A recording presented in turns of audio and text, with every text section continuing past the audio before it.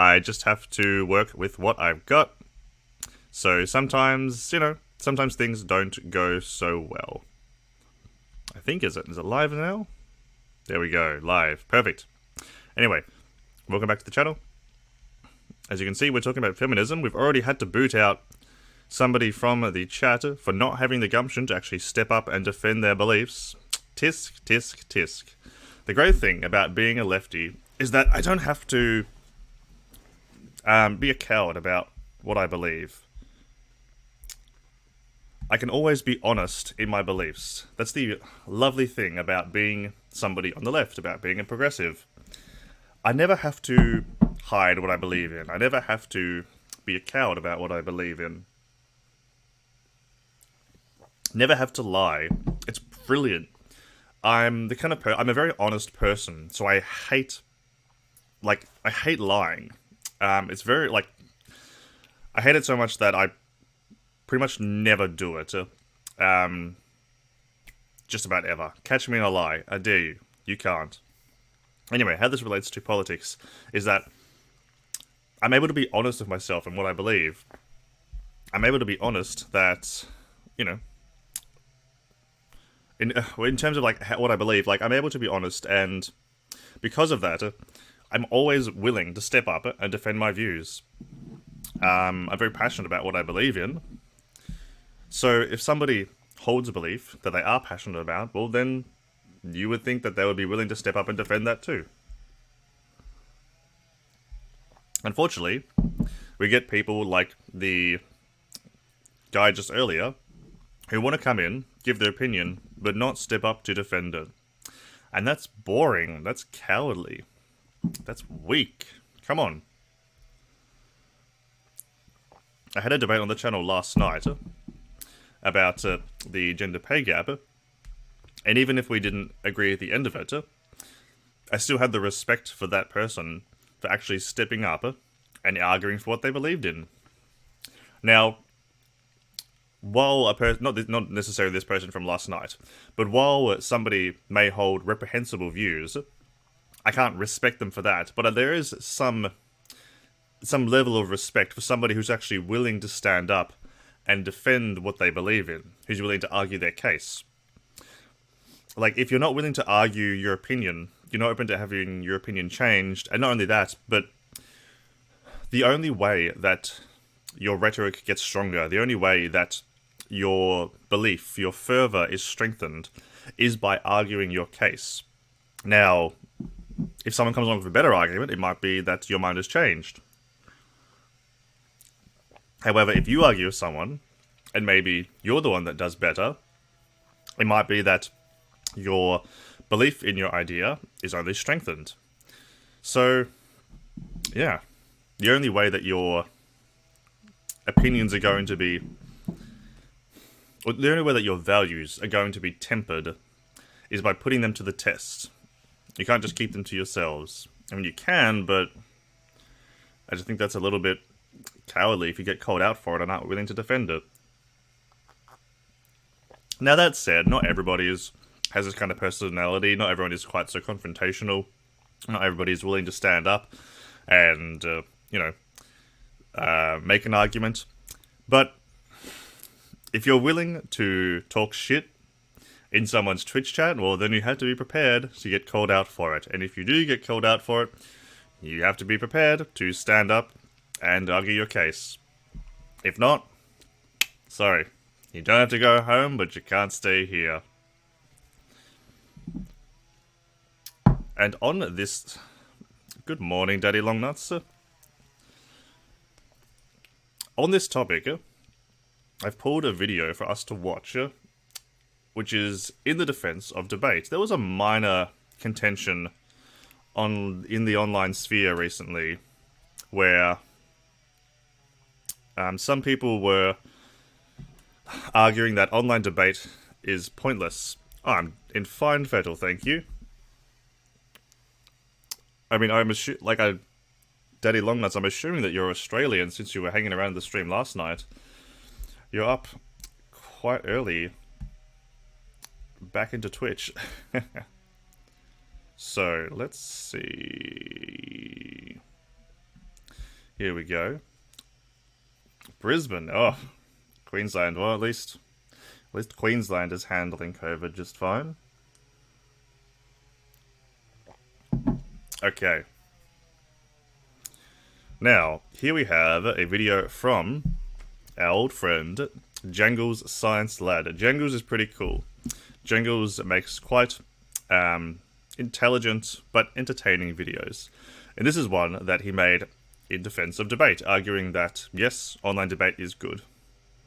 Now, oh, also, if anyone disagrees that feminism is for men, by the way, I'd recommend that you'd watch ContraPoints' video on men, where she makes some of the points that I would make about how men maybe aren't doing so well, and that there's things that we can do for them.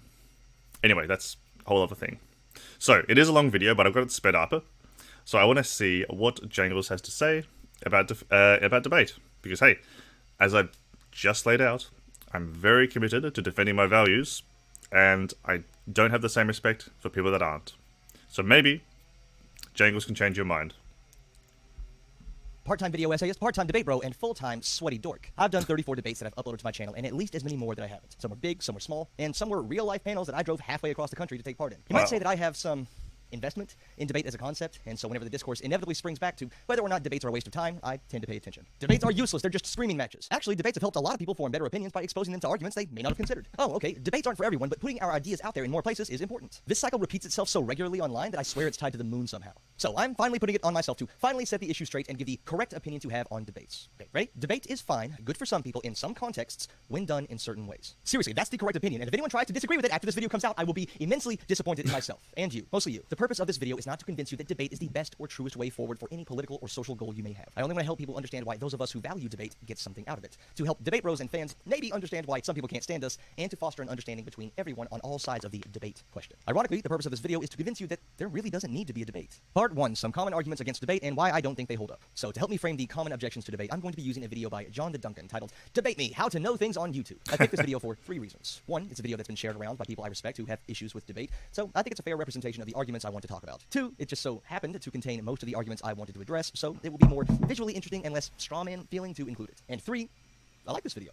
It's very well put together, I agree with a lot of the points, and JD is a man after my own heart, creating wonderful video essays with lots of academic sources who is criminally undersubscribed. Wink, wink. Yeah, I'm saying wink because some of you are just listening, and I don't want to be subtle. Like and subscribe, please. But more importantly, he says that honest critique, as opposed to dunking-oriented reaction videos, while not being favored by the algorithm, is way more beneficial for a collaborative vision of knowledge production, something I respect and genuinely agree with. So for this section, I'm going to be mostly dropping the kayfabe to give what I hope will be received by you and by him as an honest criticism of his arguments to help us all get better, with the expectation that should he respond to this video, he'll be doing the same, and that if you take my side over his, you're kind of missing the point. Well, after this anyway. I fetishize my large beef. Sorry, John, I hope you understand. The first argument I hear a lot is that competitive debate is understood to be a game of rhetoric, not about who is correct. John makes this point here in the video. And I'll say those end points. That is absolutely true. A lot of the time when it comes to debating in the online political sphere, it really doesn't matter how good your points are or how correct they are, how many studies you can cite. Whoever looks more confident, whoever looks more composed, whoever gets more dunks. What's going on? We are learning about debate online and why it's good from Jangles Science Lad, who I can see has just made 10k subscribers. So congratulations, Jangles. So it's a game, and people who've done competitive debates know this because they frequently argue positions that they don't agree with. The reference is a video by Sarah Zed, a creator I really respect and enjoy, who was a competitive debater that made the same point, and I've been thinking about this point since Robert Evans, an outstanding journalist who I also really respect, said the same thing on Twitter. All of them are incredibly smart and thoughtful and off the mark when they try to use competitive debate to discredit all other forms of debate. For the purposes of this video, I need to define some terms. The high school and college competitions of debate, in which 2 individuals or teams take turns rhetorically sparring against one another under a set of rules where judges determine the winner, is specifically competitive debate. Everything else, from online blood sports to news panels, any time 2 or more people are sitting to disagree in front of some sort of audience, just because I'll be saying it a lot in this video, will be referred to simply as debate. Destiny, audience why? is the keyword there. If a fascist is platformed in the woods and... Uh-oh. Damn it. I was hoping that Jangles would be small enough for us to get away with no ads. Oh well. Hey, he's earning money, so good for him. Actually, I don't know if that was Destiny in the Age of Consent debate. If it was, I hope he was arguing against lowering it. Audience is the keyword there. If a fascist is platformed in the woods and no one is around to hear it, does it cause harm? No, the impact positive or negative content has is, by nature, related to its audience, and there are Hey, Destiny brings it on himself, okay? Come on. some key differences between the audience of debate and competitive debate. First, one exists. Second, if competitive debate did have an audience, the rules that make competitive debate what it is directly contradict the argument you'd use to apply it to other forms of public debate. If you were watching a formal competition in which you knew that the opposing sides did not necessarily believe in the positions they were arguing for or against, and instead were being judged solely on rhetorical skill, that would probably put a damper on your ability to be influenced by those arguments. There was a debate where he was debating why age of consent is good against Amos Yee. Isn't Amos... Is that guy... Isn't he like a right-wing lolbertarian? Because it's lolbertarians that are always arguing for lowering the age of consent. Yeah, sorry, age of consent is a good thing. Children cannot consent. Amos is the dude that call... Oh! Oh, dear. Oh, my... Whew. You can see a version of this in the content produced by people like Booksmarts, where they analyze online debates not based on how correct or closely aligned with their own politics a debater is, but on how well those debaters argue their points. The focus is on the skill being tested, and that focus is a mental block from letting the arguments from either side sway your genuine opinion on an issue. Considering that's pretty far removed from how a typical audience member engages with non-competitive debate, I don't think it applies. Lastly is the issue of continuity. Even if you believe a debate streamer is grifting, the grift only works by making at least some people think they believe what they're saying, and by having mostly consistent positions across their content. You don't get to wipe the slate clean between debates. You have a reputation and history that you bring into each new encounter, and while it's usually bad form to reference events and topics outside of the current debate, it's not like they don't have an enormous influence over how that debate is judged by the people. I mean, when it comes to show business, you're only as good as your last gig. Watching. Here's a personal example. Booksmarts, that aforementioned online debate reviewer, actually had a detailed analysis of one of my debates, and let's say there was room for improvement. Rhetorically, I interrupted too much, I spent too long explaining the points I was trying to make without making the main takeaways clear, and I was pretty condescending at times. From an objective, isolated perspective, it was a toss-up at best and a loss for me at worst. However, my opponent was disgraced loser Milo Yiannopoulos, formerly known as the most dangerous troll in the world. The people on his side were expecting to see a return to form for the flamboyant proto-gorper, known for gleefully tearing apart crying feminists and relishing any and every offense he could cause. What they got was a dejected-looking crybaby whining about how a better-looking nobody wasn't being nice to him. He's straight now. Now, it might seem like I'm trying to deflect criticism of my rhetorical skill during the unfortunate high point of my current career to massage my bruised ego. Okay, the point is that in competitive debate, you start with a clean slate for every match, and holding a literally polar opposite position from the one you had the week before will in no way impact how you're perceived by either the judges or the audience. And while online debaters may shift their position significantly, it's almost always a slow process. Referring to Jengle's debate with Milo, that's the thing, like, it's exactly what we're talking about. Like how we said that he was criticized for something such as interrupting too much. Well, if it comes off as you're winning to the audience, like, sure, if you actually, like, examine it on a professional level, then it might look unprofessional, but it all depends, it's all perception from the audience.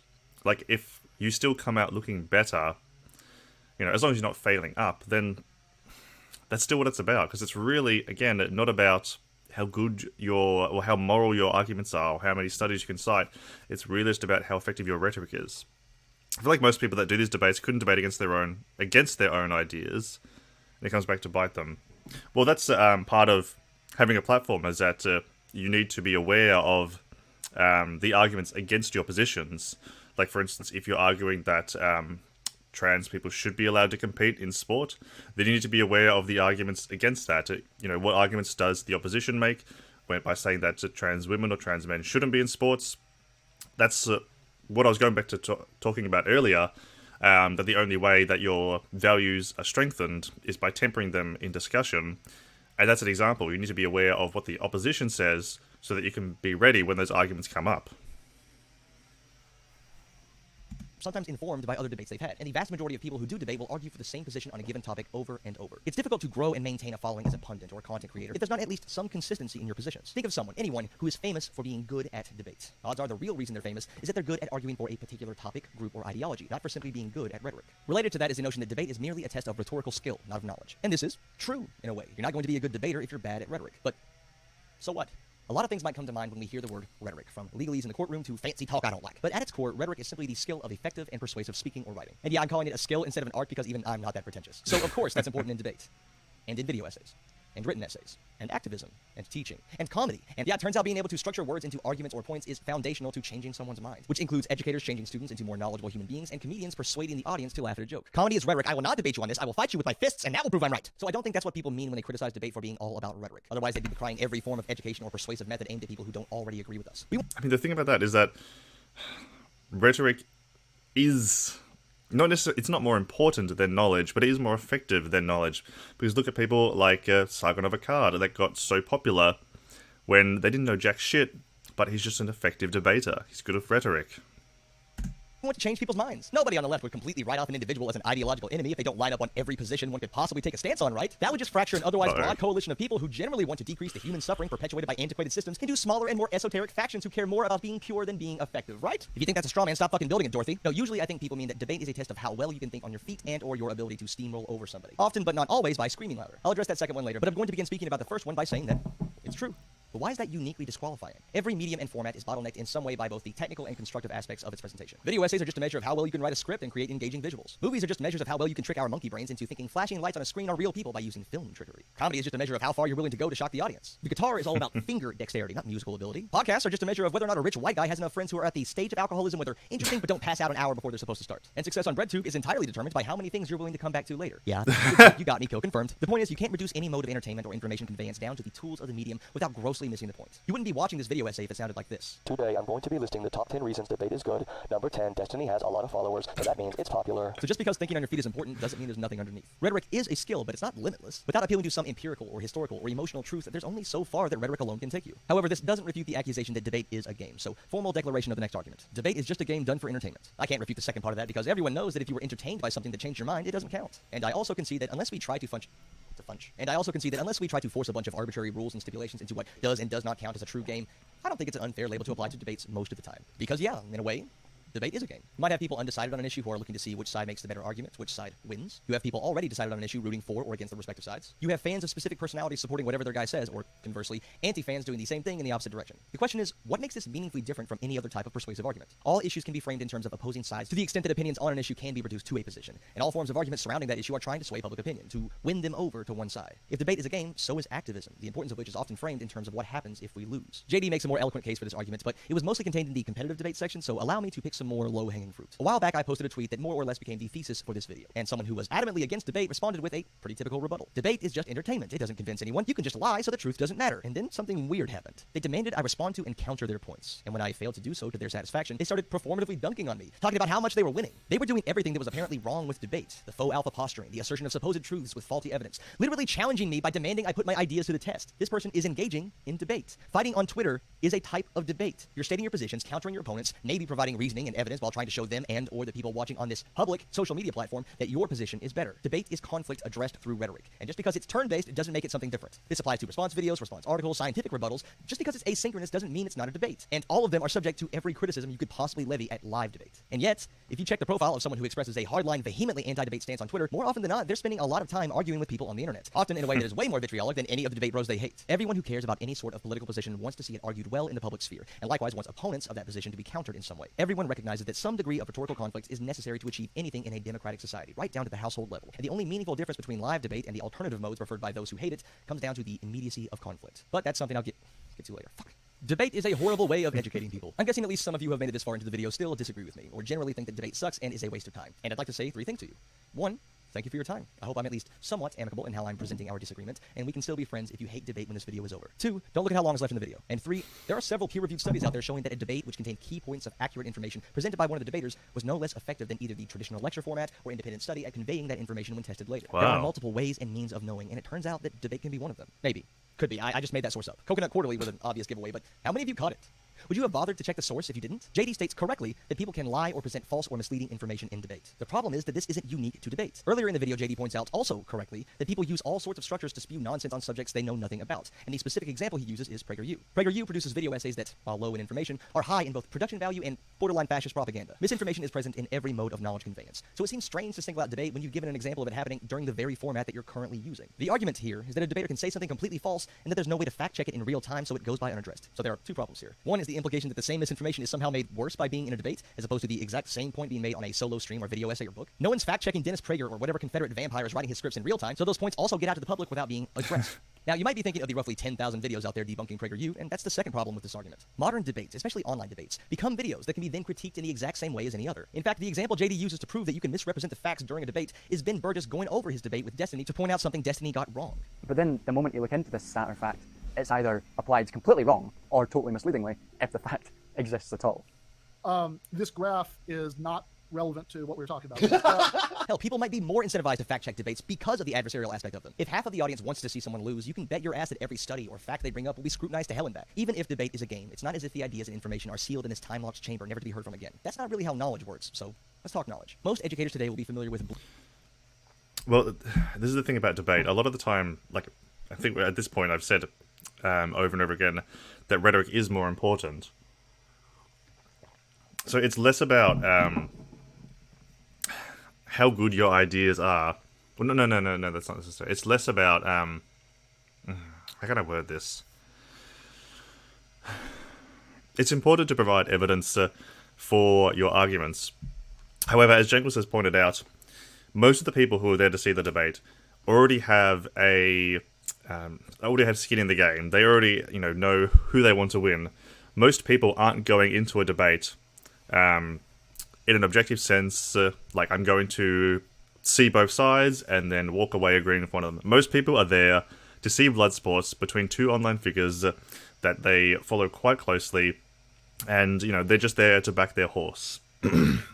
Now, this is why good arguments need to be backed up by effective rhetoric, because this is where you get people who do make strong arguments, people like Vosh, people like Demon Mama, that have effective rhetoric to support their good arguments. These people are effective at de-radicalizing people because they make the other person look stupid. But they do so without sacrificing any kind of evidence or legitimacy for their position. There's a Twitch streamer called Riley Grace Rochong who had a bit of an anti-leftist arc for a while, and she put up a post on Twitter saying something along the lines of, she feels that leftists are better at rhetoric, but less effective when it comes to actually convincing that your position is right, in terms of, like, leftists argue for ideas that might not necessarily be correct, but they're effective at arguing for those ideas. Now, I disagree, because I'd encourage Riley to actually find a position on the left that's wrong. I feel like that's more of her gender essentialism coming into it. But the reason that people like Vosh have been so popular online is because they go into these debates with these figures on the right that have a very loyal audience, but he makes them look stupid through a combination of rhetoric and information. And that's really what Jengles is saying here, and which is why I would agree that it is important. It's about making the other person look stupid. At least if you're debating somebody on the far right, because you really can't convince them otherwise. Like, that's really not the purpose of debates. The purpose of debate is not to convince your opposition that you're right. It's to convince your audience, their audience, that you're right, and that their favourite streamer really can't defend their positions when they're put to the test. Geez, we're only 15 minutes in. What else is he talking about? Bloom taxonomy. Debate. Oh, this is a long one. Far out.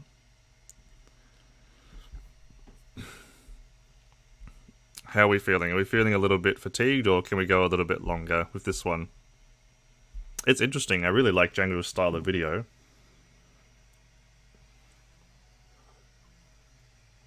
A bit more, or should we move on?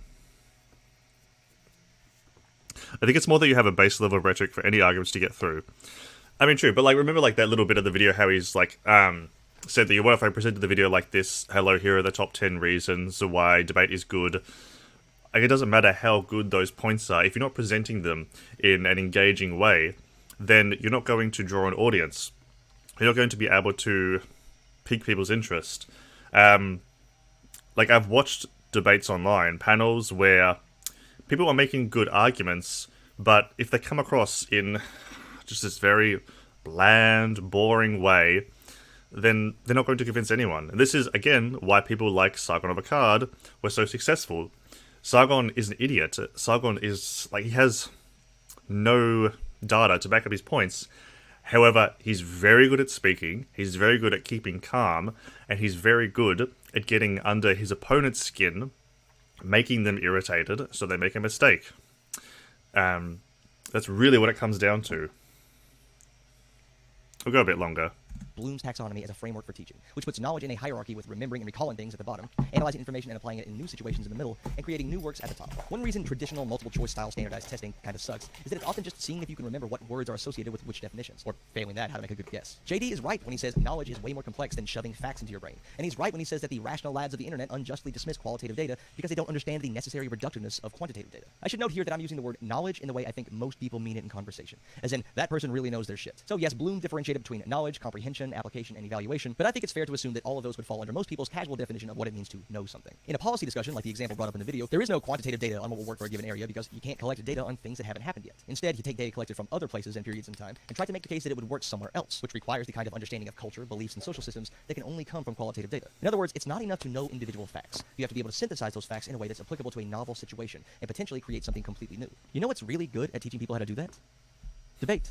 Here's a personal anecdote, so you know I'm hip with the anti-scientism crowd. For my master's thesis, I studied shoulder rotation ratios and their capacity to predict injury in recreational bench pressers. Stay awake for me. As part of my graduation requirements, I had to be questioned by my committee about the research I did. Now, essentially what I did was write a very well-sourced paper, not even that long, about why I thought something only tested in athletes would also work for people who just did the bench press recreationally. I didn't conduct my own study, I just gathered as much research as possible in order to make the case. You'll see that here in the analyze and evaluate tiers of Bloom's taxonomy. This meant I wasn't being tested on the right answers. I was being asked to justify why I thought something that had never been formally and specifically proven was a good hypothesis. Did I understand the data well enough to apply it to a new scenario in conjunction with related research in order to justify a stance on the topic? But again, I didn't just write a paper. My committee was going to ask me questions not clarified or considered in my written paper. So not only did I have to have a degree of knowledge that expanded way beyond what I wrote down, but I also needed to be able to anticipate and respond to critiques of that paper in my knowledge as a whole. I understood so much more about the research I'd done because I knew I had a way more dynamic test ahead of me than simply writing a paper or taking a traditional test. In case you were curious, yes, I think ER-IR strength ratios could be useful in predicting injury in people who bench press. To extend my indulgence in personal anecdotes, I do as I've just noticed. Hang on, let me see if I can get the right pause frame. much research for debates as I do in a lot of my video essays. Sometimes more if it's a topic I do a lot of debates on, like trans-affirmative healthcare. And honestly, I get really similar vibes to what I went through for my thesis. Sometimes. Like a video essay. I write this shit down word for word. What you are hearing right now is something that I wrote down far in advance and I'm currently reading off a cheap teleprompter. But the back and forth and Q&A sessions of debate, sometimes, reminds me of that thesis committee. No, I can't get it. Have you all noticed that Jagos has got the Bioshock tattoo? Having my ideas and connections and arguments questioned by someone who sometimes knows as much as I do. I have to do a lot more research and put a lot more thought into things I might possibly say, as opposed to a script in which I've written it down and it's done. But if personal anecdotes aren't good enough for you, and yeah, they shouldn't be, sorry JD, we both know there's a difference between anecdotes and qualitative data. Here's a study that says as much. Teaching with lecture or debate, testing the effectiveness of traditional versus active learning methods of instruction. Published in Political Science and Politics in 2008, actually did test something similar to the fake source I made up earlier. They tested student learning using two methods. In the lecture condition, a professor stood up and gave both sides of a controversial topic, then assigned the students reading material afterwards. In the debate condition, students had to take a pro or con position on a topic, conduct a thorough analysis, and prepare arguments both in defense of their own positions and in refutation of those of their opponents. Then they measured learning outcomes in terms of how well they remembered factual information, their ability to comprehend that information by putting it into their own words, and their higher order cognitive skills of applying that knowledge to new situations and evaluating arguments and judging them without prejudice. The study found that while the lecture method was better at conveying factual information, debate was superior at everything else: comprehension, application, and evaluation. I think JD would agree that knowledge is more than just the ability to remember facts. He would probably also value the ability to put those facts in a broader context, to consider more aspects of the situations and make reasonable connections between points. However, while he dismisses debate along with the entire capitalist neoliberal framework of knowing, he never gives an alternative, a different way to know that we should adopt either alongside or instead of the vaguely defined version of our current Western form of knowledge. What bothers me the most is that in this thoughtful, nuanced video about the different methods of knowledge and the limitations of default methods of knowledge production, rejecting a singular, universal mode of knowledge, he goes back on everything and reduces knowledge to a singular ideal, with good and bad methods. What I am saying is stop doing debates. Stop it. Stop doing them. They're pointless, they're useless, they reinforce bad ideals of knowledge creation, and unless you're doing them as a game in which you're very clear that their relationship to the truth is less than ideal, just stop doing it. That's concerning. He's not only dismissing the individual variance in how different people can learn, but he's also condensing every aspect and level of knowing into one binary switch of know or don't know, instead of acknowledging the layers of complexity that rise from recalling to creating. And I used a real study this time to prove it. Or did I? I guess you'll have to check. One last point here because it matters to me as an educator. Teaching, that is, conveying information to someone else, is also a skill divorced from knowledge. You can know everything there is to know about a topic and still be a bad teacher. And some of the best teachers out there barely know more than their students. No matter what mode of knowledge conveyance you choose, you will be bottlenecked by your rhetorical skill in that mode. I don't have a clean way to end this section, so Part 2. If you hate debate, no, I get it, seriously, I get it. I am standing here in a video defending debate as someone who has done dozens of them, and I'm taking this moment to tell you that I hate debates at least as often as I like them, for a lot of the same reasons you do. I've gone months before, not only without doing a debate, but without watching a debate, because they're not exactly comfort material. Debates are almost always confrontational, and there's a weak but still present and positive correlation between how entertaining a debate is and how spicy the disagreement is. And a lot of the time, the spiciness has absolutely nothing to do with the topic at hand, and everything to do with two big personalities clashing and performatively dunking on one another. This does exist in some capacity in all forms of media. The reaction video format wouldn't exist otherwise, but I'm not going to sit here and pretend that it's not uniquely bad in debates. So here's my peace offering section. If you hate debates, Cool. You're probably not missing anything that would be worth putting up with the reasons you hate them. And I'm not here to convince you otherwise. I get it. And to my fellow debate bros, let's admit that there are plenty of legitimate reasons someone may not be able to stand debates. Let's start with debates, by necessity, reduce issues down to two opposing sides. Hopefully that one's pretty self-explanatory. Painting every issue as something binary that you're either for or against, pro or anti, drives away a lot of nuances, not just in the debate itself, but in how the public sees an issue. That's not actually always a bad thing. There are times where it's good to resist compromise, but generally those should be the exception rather than the rule. Debates foster conflict by nature because debates are about conflict, and if you admit you're wrong, you lose. So I've agreed that, at least to some degree, debate is a game, and that most people who tune into a debate either already have an opinion on the topic, or at the very least either likes or hates one of the debaters involved. The participants know this, and though they almost definitely agree to take the side they genuinely believe is the truth, the goal is to win, whatever that might mean to them. I think the main separation between a debate and a conversation is how conceding a point is framed. A conversation seeks to minimize conflict, and so it's fine to admit you could be wrong, or to at least acknowledge someone else's perspective. In debate, though, fuck that, hold the line. This is where the sneaky debate tricks come in. It's one thing to concede that your opponent is right about something, but admitting you are wrong is like gifting the whole stream to them. It's running on 4th and 30. It's pulling the goalie out of the net at the start of the second period. It's using the Barnes opening in chess. The only way it possibly works out in your favor if it's sheer unexpectedness. I cannot say that word. The only way it possibly works out in your favor is if it's sheer unexpectedness catches your opponent off guard. No, that's good. It's good that I fucked that one up. People usually only admit they were wrong if they made an undeniable factual error and would look worse to the audience by sticking by it. Or if they've been backed so far into a corner by having the flaws in their reasoning exposed that they'd have to concede something they're not willing to in order to remain correct. And so, in come the tricks. The pivot. Don't address what your opponent just said. Go hard in another direction and get mad if they don't come with you. The gish gallop. You don't have to say anything meaningful if you just say a lot. The straw man. Make up a guy, destroy that guy, draw your opponent's name on that guy, and watch as your opponent must attempt to stitch him back together or risk losing what is now a tag team match. There are ways to get around being proven wrong or having holes poked in your reasoning, and any debater worth their salt will know about them, either to do them themselves or to counter them when they happen. Versions of these certainly exist in other mediums, as we've already discussed, but the more upfront and present threat to one's ego gives a greater incentive to double down on the spot and to look for strategies to do that well. As a consequence of that, debate attracts people who thrive off conflict and thus tend to view issues as zero-sum games. Let's take a different game for comparison. If you like basketball, you probably have a team or teams you consistently root for.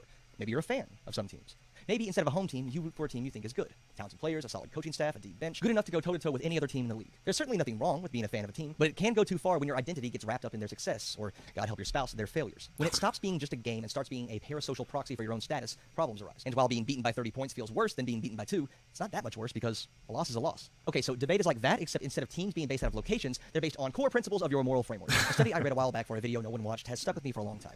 In true lobster daddy fashion, certain hormones either drop or rise after losing a game. Testosterone rising when you win, stress hormones rising when you lose, and vice versa. This happens not just for the players on the team that won or lost, but the fans of that team as well. However, this isn't universal. It only happens in power-oriented individuals, people concerned and motivated by the impact they have on other people. People who don't want to see a good game so much as they want to see their opponents crushed, to be the big strong alphas humiliating the soy boy libcucks, to not merely score an uncontested layup for 2 points, but to dunk the ball right in front of them as you swing your mighty loins at their crumbling forms, for though it looks the same on the scoreboard, it feels far different on the soul. I honestly haven't watched that much of Django's content, but I think I'm going to have to watch more. He did a long video essay on trans people competing in sports, and I've seen clips of it, and what I have seen was very cool. Certainly presents the best argument that I've seen for trans people competing in cis people's sports, and as a consequence, it doesn't seem like there's much argument to exclude them. Same on the scoreboard, it feels far different on the soul. Yeah, remember where the term dunk comes from? The types of people who tend to find success in debate usually share a certain aesthetic. They're not just consistently right, but they can make their opponents look like idiots, demoralizing on top of debunking, owning instead of informing. And their fans like that about them. Again, it's not like this doesn't occur in response videos or opinion pieces, but it's like the difference between an MMA bout and a kata. Yeah, you can win in the latter by being more skilled, more refined, but it's not the same as overpowering another person. Not so much winning as making them lose. Because of this mentality, a lot of debate fans aren't just less interested in a conversation with the other side of an issue, less concerned with finding mutual ground, they'll be unsatisfied, even angry, at anything less than a show of domination, which leads fans and the creators who need them to not let them get away with it, or compromise is weakness. Hey, question, what makes someone a grifter? What's the line? Usually people use the term to refer to someone saying something they don't believe, or advocating publicly against things they do in private. But what about letting your audience dictate not what you believe, but how you talk about it? What if you wanted to have a discussion on the issue with a problematic figure on the other side, to genuinely see if they would temper their rhetoric, to reduce harm through understanding, even just a little bit, but your audience wanted blood? That this debate wasn't about the issue, but about holding them accountable for every transgression they've ever made, every harm they've caused, every person they've hurt. How does tax policy, or historical accuracy, or scientific consensus measure up to making them pay for what they've done? Making a video or doing a reaction stream isn't enough. That's just higher effort posting. No, if you have the chance to talk to them face to face, it's time for retribution. The only issue is how to make it happen while wearing the topic as a disguise. Something like, does anyone who wasn't already a fan of Milo in this debate, do you have a good opinion of him after this? After he spends the entire debate whining and just going off about completely irrelevant points while he tries to think of an answer to the question. For those of you that have heard about me through that Milo debate over a year ago, do you remember what it was about? Do you remember any points I made, any indication that you benefited from all the research I did? That didn't seem to be the impact when it happened, and that's not what I focused on when making the highlights video. There's a reason I titled it The Destruction of Myoionopolis, and not Why White Fragility is a Real Thing. To earn the title of debate bro, you need to make a name for yourself as someone who is not only confident about their positions, but willing to challenge others on theirs. To position yourself as correct. And in the absence of formal fact checkers or scoring, being correct can often be about adopting the right aesthetic. One of those aesthetics could be called performative scientism, which, damn, JD got me again, double kill. The format encourages you to like hit your opponent with stats and facts and figures because they just appear more convincing. It's like an aesthetic scientism or a performative rationality where numbers make you right. Speaking of, debate bro is a term for a reason. Because of that win-lose mentality most people have when going into debate, it favors people who are comfortable with what has been called ritualized opposition. Public display followed by argument and challenge. Please don't take this as any sort of biological essentialist argument. It could be 100% socialization and it would still be true, but women seem to be far less comfortable with adversarial argument. Of course, there are people of all stripes out there who are incredible at debate, but as long as white and cis and straight and male are seen as the defaults, everyone else has to deal with being assigned a perspective as a result of those identities, regardless of what their actual views are. By that, I mean white people can have a neutral view on critical race theory, but black people are motivated. Straight people aren't emotionally invested in gay marriage, so their supports can actually be logical. Of course trans people want trans-affirmative healthcare, so we need a cis dude to objectively parse out the data. I don't know if it's incredibly widespread, but the perception of outgroup bias is strong enough that for some people, the worst advocates for a particular community are members of that community, because you can't be unbiased if you're advocating for yourself. This is where I absolutely vibe with JD's criticism of the Western sense of objectivity. If you are the default, it's very easy to confuse that with not having a perspective on something, with conflating your lens with the true lens. The truth is, all of us have but one set of eyes and ears, and pretending you have a more objective perspective on someone else's life is almost always an expression of the systemic power you have over them. However, all that being said, Part 3, we need debate, no matter how much you hate it. To restate my thesis for this video, I don't need anyone who doesn't already like debate to suddenly love it. I only want to quell some of the bad faith assumptions as to why we like it. I've already talked about how debate can play a role in deepening knowledge by tapping into more complex aspects than simple recollection of facts, and how that can be a valuable tool in tackling complicated issues. I also want to stress that this isn't universal and that some people might not get anything out of debate for a variety of entirely valid reasons. Anyone who says that you're not truly confident in your ideas or positions unless you're willing to debate them on a live stage is usually just an asshole, with some exceptions.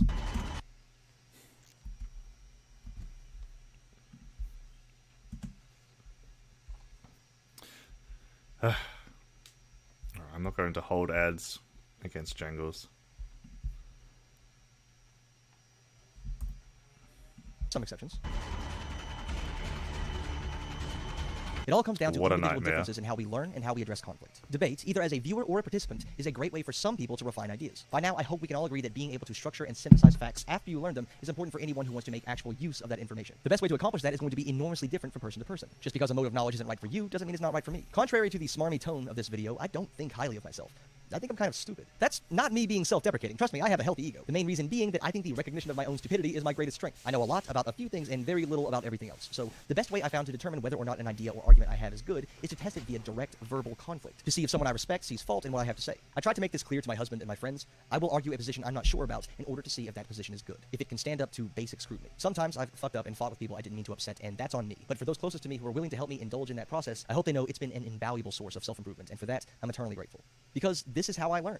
For me, nothing really sticks unless I can put it into my own words, unless I can put it into novel situations, unless I know enough to describe and analyze and synthesize the information in those higher tiers of Bloom's taxonomy. I can pass a recollection test easy. My college transcript is full of A's in classes I don't remember taking and could not for the life of me give accurate information on now. But some of the classes, the ones I thought more about, the ones that required more abstract thought that I applied to my future career, the ones I think back on when I'm making video essays about why trans women deserve to be in sport, or why system justification theory helps to explain modern biases, have stuck with me for, at the risk of showing my age, a decade or more. And I think it's entirely fair to expand this beyond the interpersonal and into the realm of society. If you're in this sphere of the internet, you're probably interested in doing some form of activism, or at the very least supporting it. By watching debates, I get to see a different version of the opposition's argument than I would if I were just reading an article or watching a scripted video. Specifically, I get to see how, or if, they're able to respond to direct criticism, how deep their understanding is, the sources they use, and if their stated reason for supporting something is covering up for something deeper that's revealed under pressure. It doesn't matter if it's just some random nerd in their basement on a 12-viewer panel. Most of the population is just some random nerd, and the fact that the average person has much greater access to platforms can be really useful in getting a feel for what a wide variety of people think. Engaging in frequent debates, especially on a specific topic, can be like a stand-up comic refining their jokes from show to show. You can tighten phrasing here, cut out a joke that bombs there, and find out where in the act the hecklers tend to shout out. Some people refine their ideas by writing them down in script format, some by checking them against established authors and speakers, and some people do best with direct verbal arguments against someone who holds the position you want to challenge. Again, I'm addressing this video to people who want to see some sort of political and social change occur. So regardless of your preferred medium, at some point,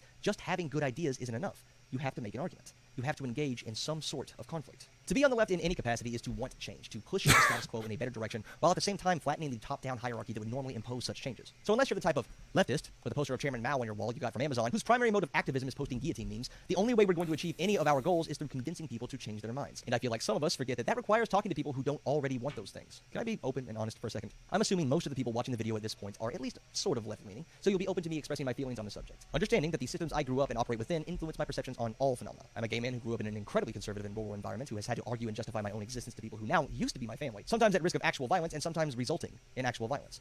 I take any and all responsibilities I could possibly have with my minuscule platform very seriously, and I do not put dozens of hours of work into researching and writing videos on the topics I cover for basically no money because I don't care deeply about them. Okay? Okay, so, to my fellow lefties, we suck at handling conflict. And by far the largest problem we have in our rhetoric is taking the real problem of the asymmetrical consequences of conflict for privileged and marginalized groups and catastrophizing that to mean that all conflict is inherently dangerous. And again, I get it. It can be exhausting, especially if that conflict revolves around your right to exist or the oppression you experience. I'm not and will never say that you, personally, have to do anything to advance a cause or fight against bigotry. But some of you get mad when other people do that. You're helping fascism spread by debating a fascist. You're legitimizing transphobia by telling transphobes why they're wrong to their face. You're supporting the right when you go to their events to argue the left-wing perspective to an audience that never hears it. This perspective screams to me that everyone who isn't already on our side is dangerous, and that anything other than shunning them will harm the community. When engaging is a risk, you don't. This leads to the infamous but all too common refrain that goes something like, you are incredibly wrong on this issue, but you need to put in the work yourself. It's not my job to educate you. Now, if you're just a person trying to go about your day and some asshole steps in to demand that you defend your own existence, hell yeah, this is the correct response. But if you want to be an advocate, or claim to be an advocate, at some point that literally is your job, and you're better off saying nothing. This sentiment will not motivate someone to educate themselves. It's pull yourself up by your bootstraps, but woke. I want to circle back to an earlier point I made about knowledge, specifically the relationship between student and teacher. If the students aren't learning, if the gap between them and the teacher is never crossed, does it matter how much the teacher knows? What good does all that knowledge do if the students remain unconvinced? What good is your good idea if you can't get other people to agree with it? Climate change is real, and it's being caused by humans. That is the truth. A lot of people are motivated to not believe in it, and it will be much more difficult to solve this crisis if we can't convince people to vote for leaders who take it seriously. What about vaccines? According to study and poll published in Place, a fucked up percentage of people think that the COVID vaccine is an experimental elixir that may or may not let Bill Gates see a video feed of you taking a dump at Outback Steakhouse. As frustrating as it may be, we need to admit that calling them idiots does nothing. What does the UK think about trans people? Or, more pertinently, what do the platforms in the UK present as the key points of discussion around trans people? Is it accurate? Is it in any way fair? The first draft of the script was, as first drafts often are, pretty off the cuff. Just me putting my feelings down on paper without much regard for who my audience was or how it was going to be received. I gave it to my husband, who is my primary proofreader, and who absolutely hates debates, and he woke me up the next morning to let me know I wasn't convincing anyone by being such a smug asshole, belittling everyone who dares go against me. I was essentially writing a video dunking on the anti-debate side, which might be cathartic and enjoyable for everyone who already agrees with me, but would do absolutely nothing to bridge the gap between us, and may in fact add fuel to the fire burning it down. So please, tell me if I'm wrong in my estimation here. It's not that anti-debate lefties can't deal with conflict. It's that they're uncomfortable with the immediacy of live conflict, of live debate, of the... Oh man, I haven't seen too much anti-vax sentiment in Australia. Oh man. Oh, don't tell me that. I don't want to hear that. Look, I have seen that QAnon has spread to Australia, which isn't great.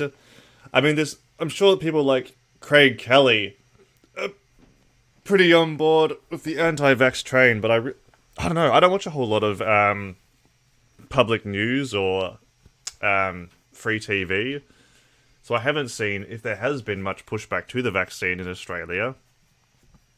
I would have thought that most Australians, maybe if not favourable, would at least be neutral towards the vaccine, like neutral but leaning towards getting it. Oh man, don't tell me that.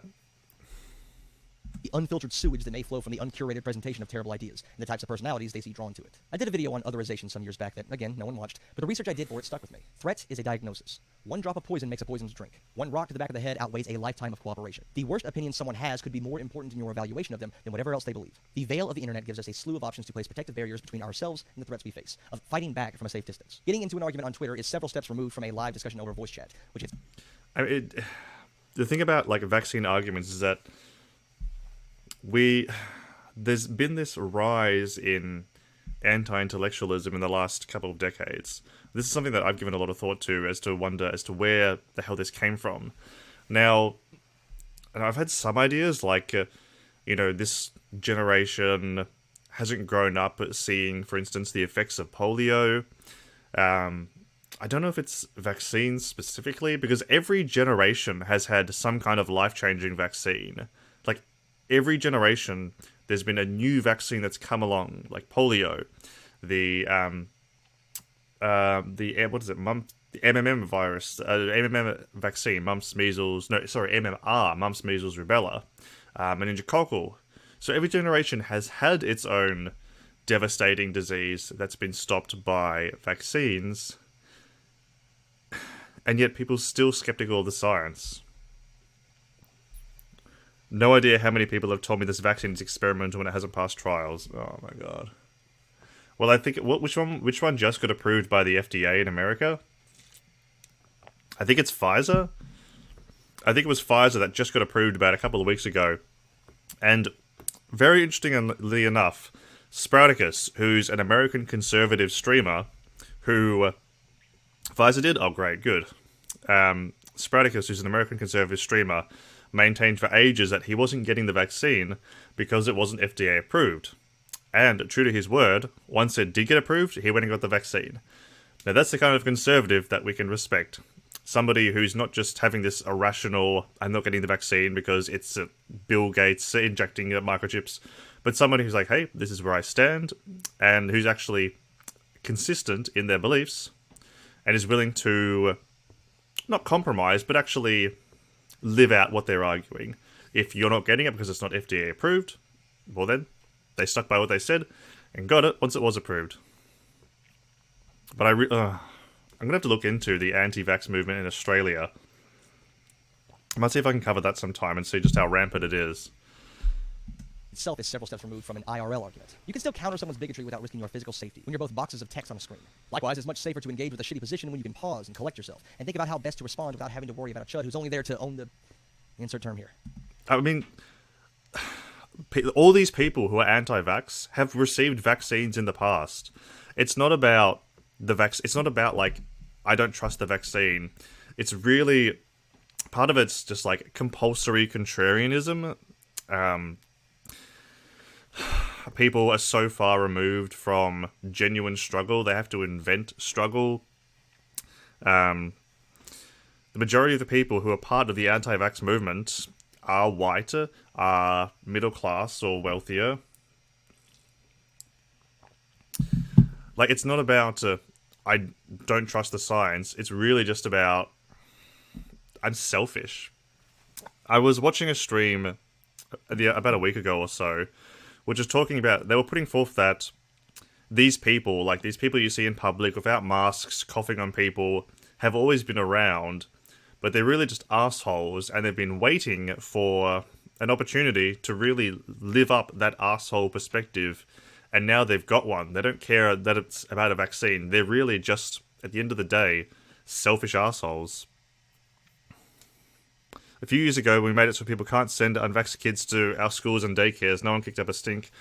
There was a little bit, but, like, ultimately it blew over. I think a lot of it is to do with, like, there's frustration about lockdown. If COVID had been handled a whole lot better, and it was still presented the same danger, however, we'd reduce the case numbers much more effectively. If people had had their lives less restricted and there'd be less frustration, then there probably wouldn't be this much of a pushback. But I mean, like, the anti-vax movement goes back even earlier than COVID. If you look at the anti-vax movement, like, in America coming up, I looked into it a little bit. I'm just trying to think. It was in places more like California that it saw popularity. Like, more wealthier urban areas. Now that's the thing. That's what leads me to argue that maybe these people just don't have anything else to do in their lives, that they're seeking something to oppose. I don't know, like the same kind of people that, like, believe in astrology, believe in, like, natural remedies. I don't know, if you're already inclined towards anti-science beliefs, then it's very easy to get radicalized into an anti-vax perspective. And then from there, it's just how far can you go? You know, where do you go from there? Are you going to QAnon, JQ? So yeah. ultimately, like, I can't answer the question why this rise in anti-intellectualism has been so effective. Which is unfortunate. Sorry.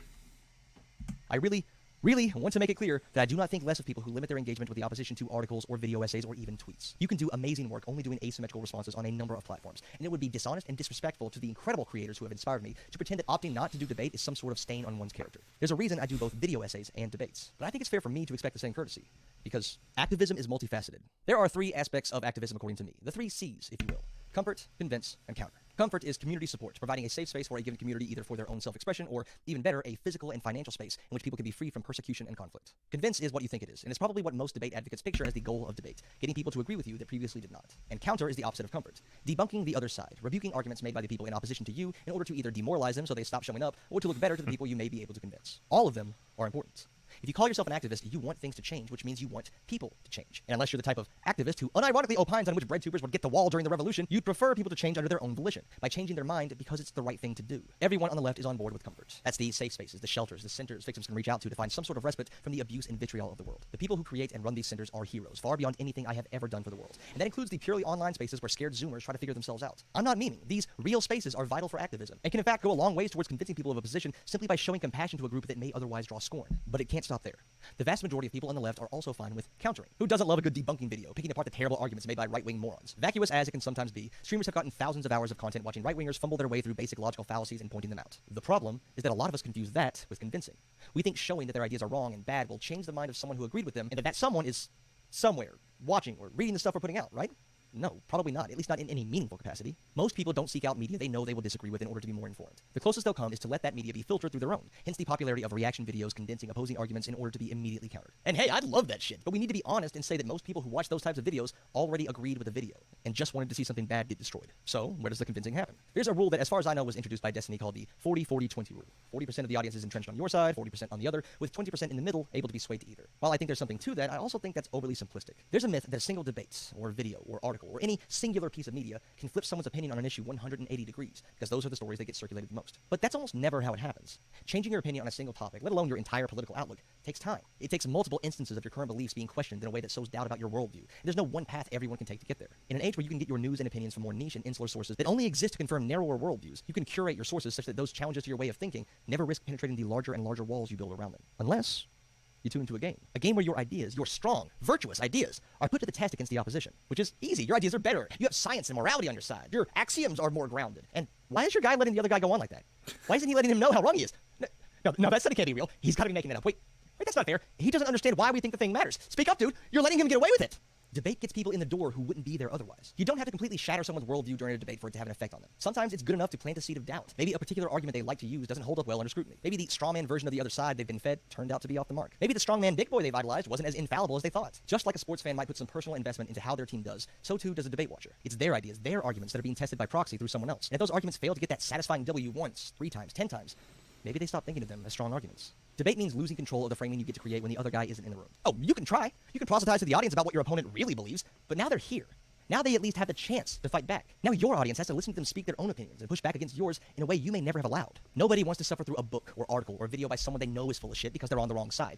But they might show up to a game to get the satisfaction of seeing their side trample the other directly and risk the deflation and anger that comes with realizing that your side is losing. So is debate risky in that it potentially legitimizes harmful positions?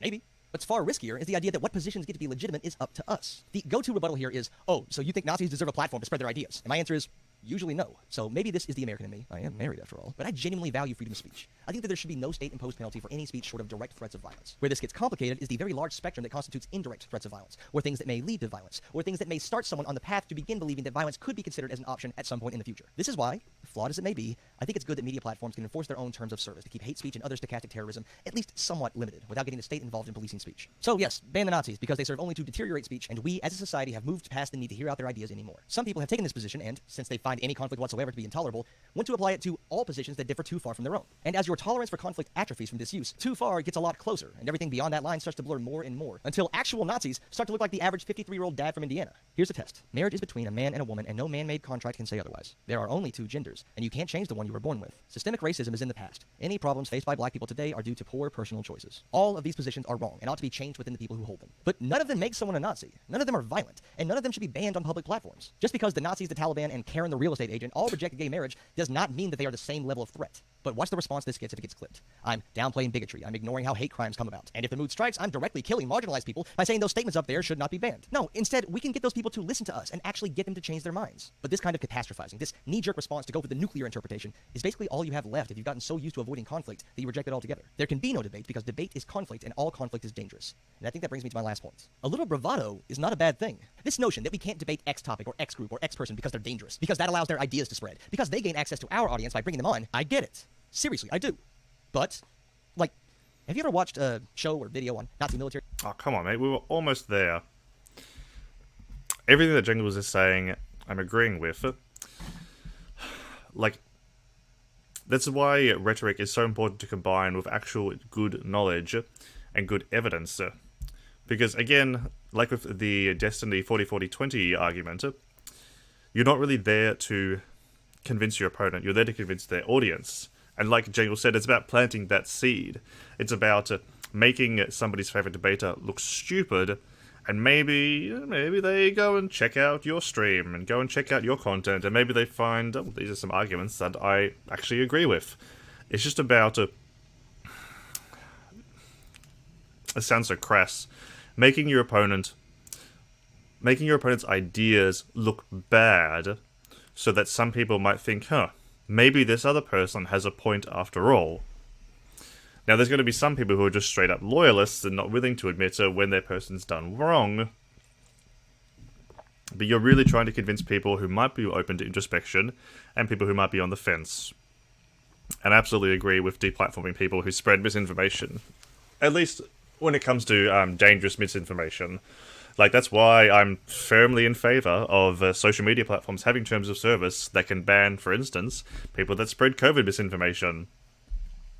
No matter how much the right complains about free speech, it's a great thing that Twitter, Facebook, and other platforms ban people for straight up, for instance, saying that COVID isn't real.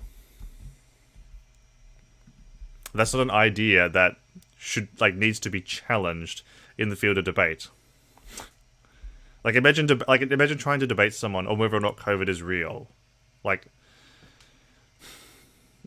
something like that. Like, that even feels like an easier win than something else, like, for instance, as climate change. I feel like you could make a better case that climate change isn't real than you could that COVID isn't real. But the people that believe that, nothing you say can convince them.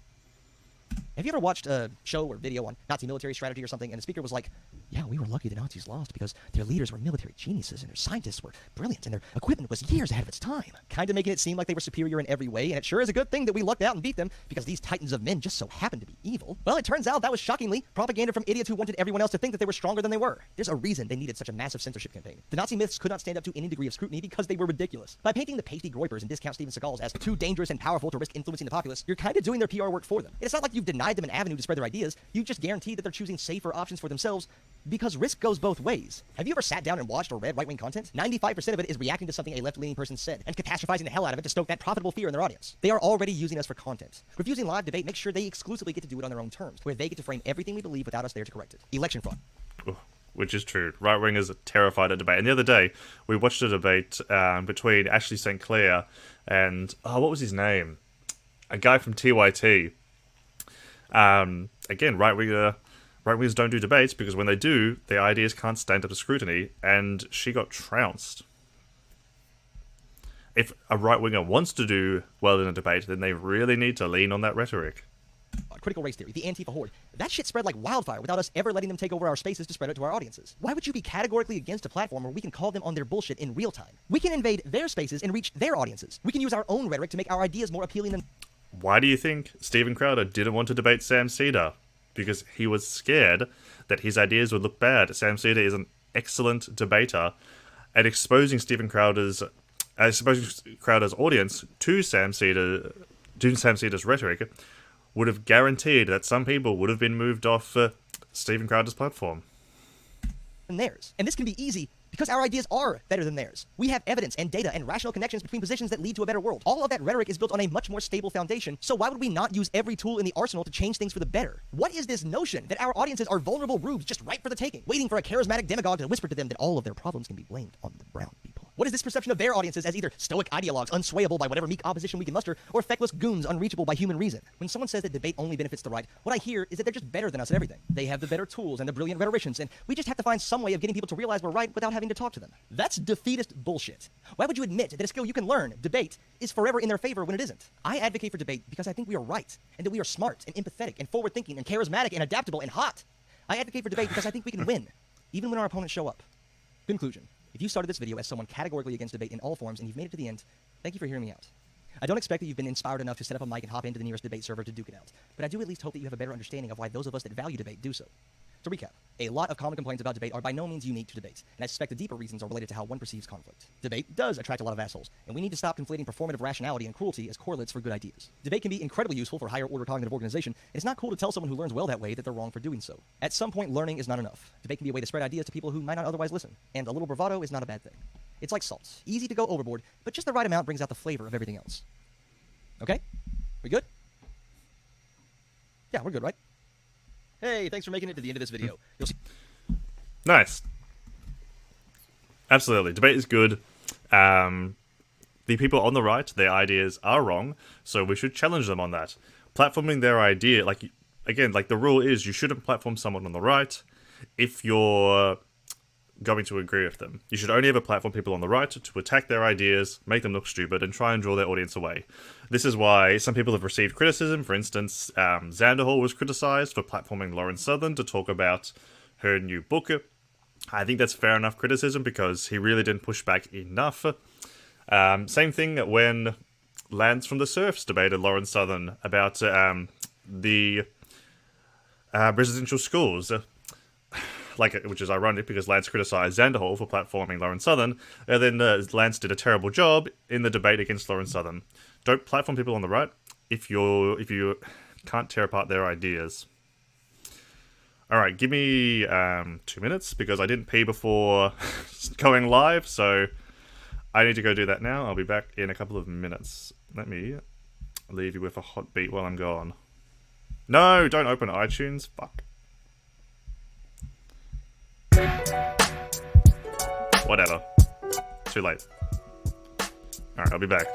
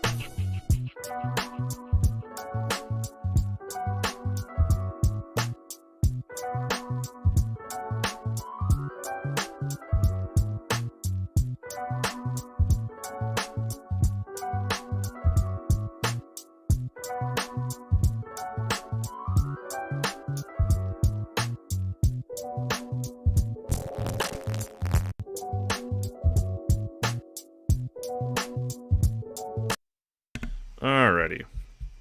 Let me catch up with what's going on. Crowd has taken a massive turn towards far-right about 6 months before the last election. He used to at least try to hide it before. I wasn't really so much familiar with Crowder's content prior to 2020. But he's really pretty far-right now. He's taken just about every far-right position. He's continues to maintain that the election was stolen. He's been really anti-COVID science. Not anti-vax in the sense that, more anti-vax in the sense that, you shouldn't, it should be your choice. That we don't need to worry about taking the vaccine, don't need to worry about wearing masks. He's been anti-lockdown. He's always been quite anti-trans. it's funny that, we finally... Oh, not to mention racist as fuck. Like, there's clips and videos of Crowder, like, dressed up as a racist caricature of someone who's Chinese. Yeah, but he still has a platform. No problem. And when someone actually tries to get him to a debate, like Ethan Klein did with Sam Cedar, we saw just how unwilling he was to put his ideas to the test. The search is like 100% rhetoric and knows nothing about what he debates. I've seen Lance do well in panels, but he's had a really bad showing lately. When he debated JF, he did a terrible job. JF is someone who relies on rhetoric rather than knowledge. And, like, JF should be such an easy slam dunk. Like, JF is a race realist. So easy to debunk these ideas. But Lance just... The debate was on socialism versus capitalism, when really, like, the way JF got to speak first, so he was able to frame the argument as instead being, I guess, social welfare versus feudalism. And, like, the thing, like, Lance that should have been such an easy slam dunk. Like, I'm pretty sure Vosh debated JF and made JF look like an idiot.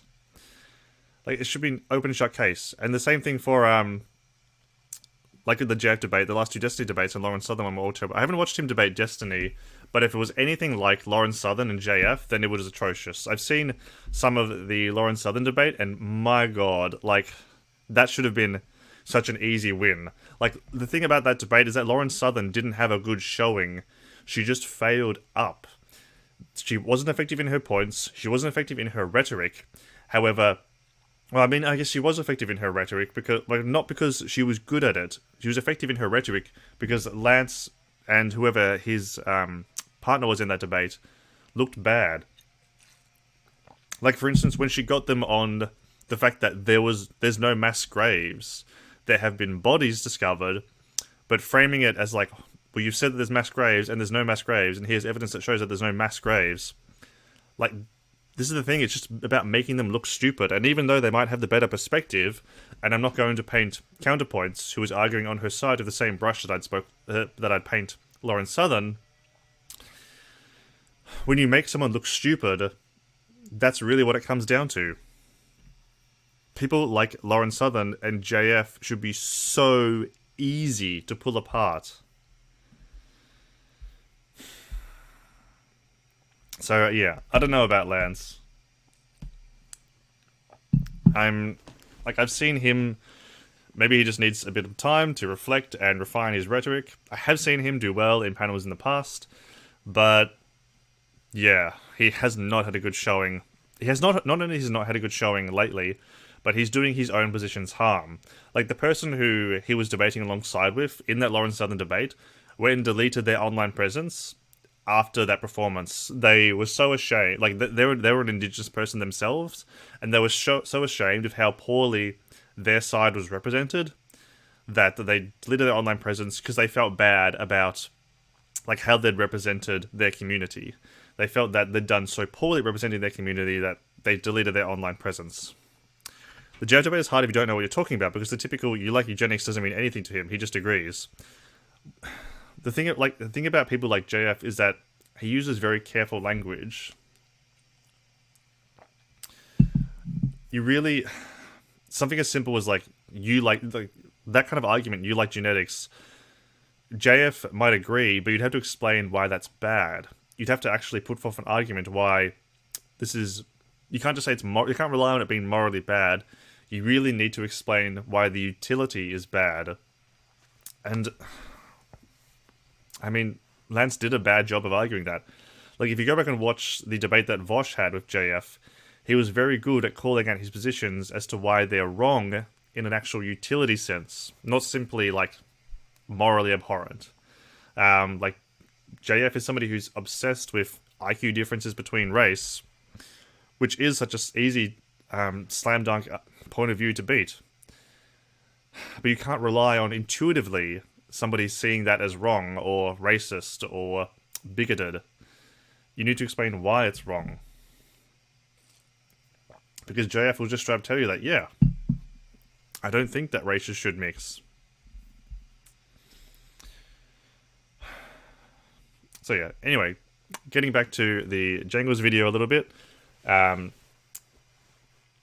don't like the idea of people who say that debate is bad because it's platforming someone's ideas or that debates don't work, when we have evidence that that's just not true. We have people, for instance, like Hunter Avallone, who were on the right and who are capable of introspection, and who moved off the right after hearing the arguments from more progressively minded people. They actually sat down in a debate format, and not just random SJWs on the street, and are capable of changing their mind. Now, most right-wingers aren't capable of such introspection, because right-wing ideology is a thought-terminating ideology. It discourages introspection, it discourages independent thought. But hey, anyone that does think like that, debate is a platform which we can use to reach them.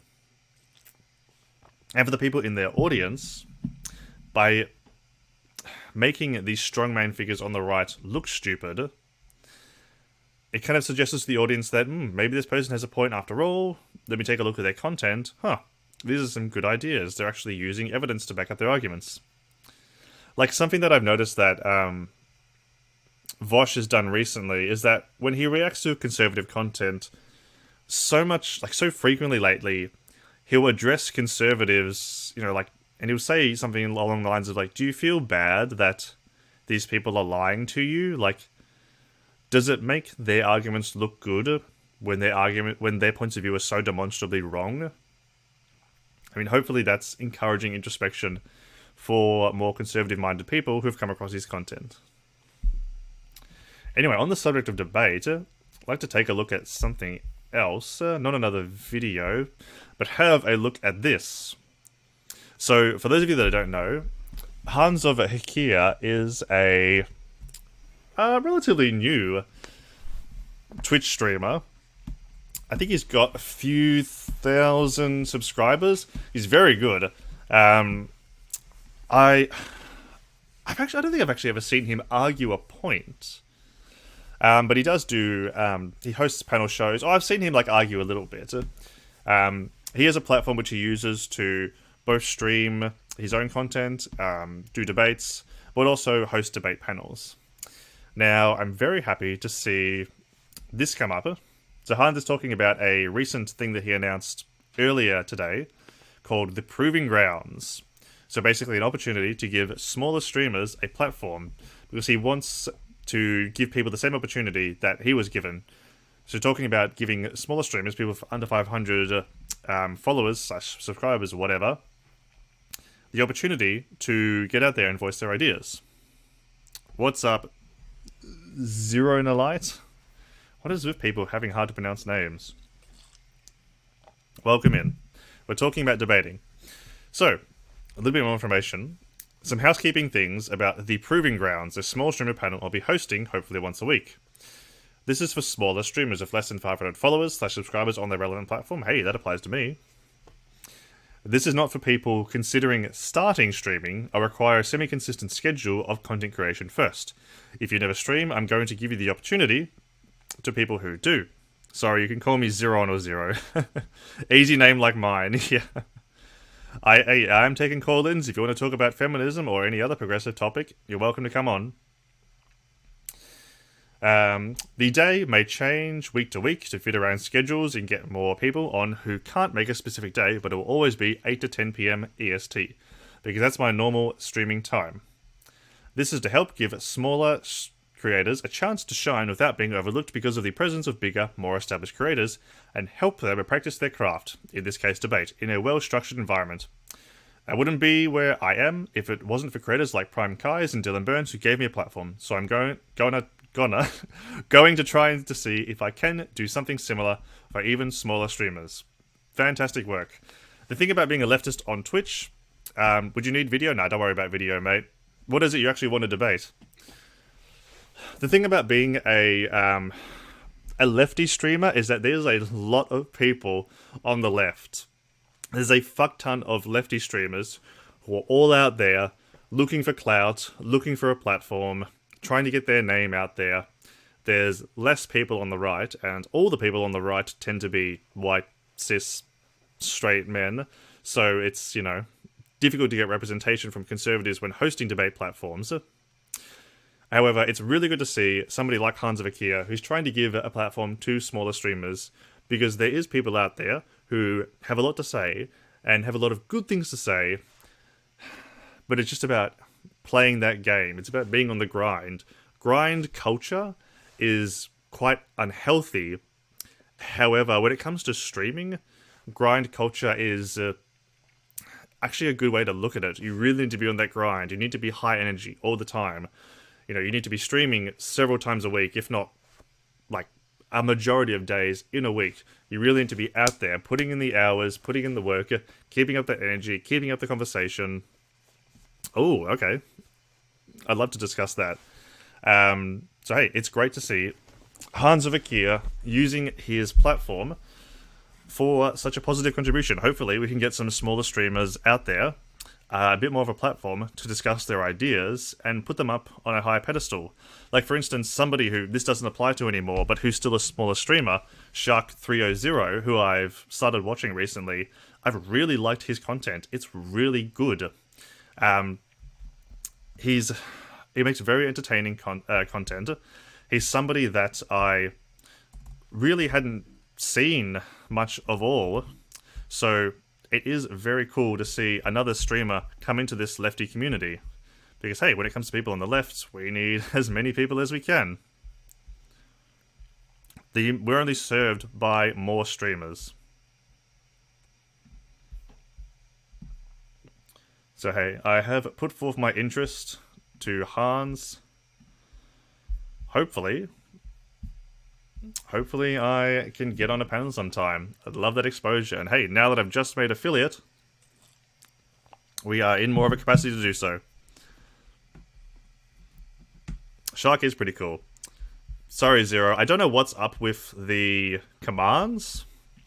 I've set them up, but I don't know why they're not working. So I need to look into it at another stage off stream.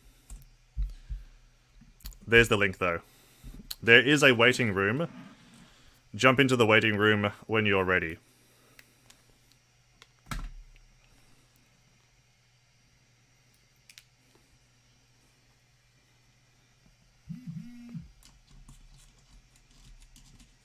Oh, our records show that your second dose of COVID-19 vaccine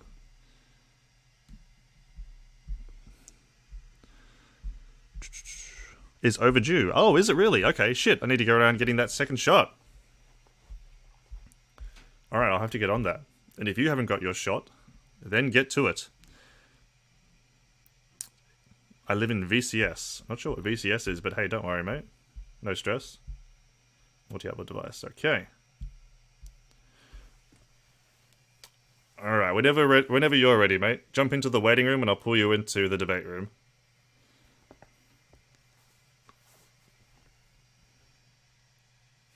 Oh, live voice chats. Right. No stress.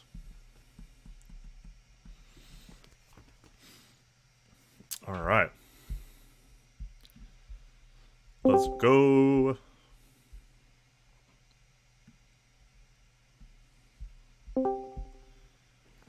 Zero, what's up? Hello there.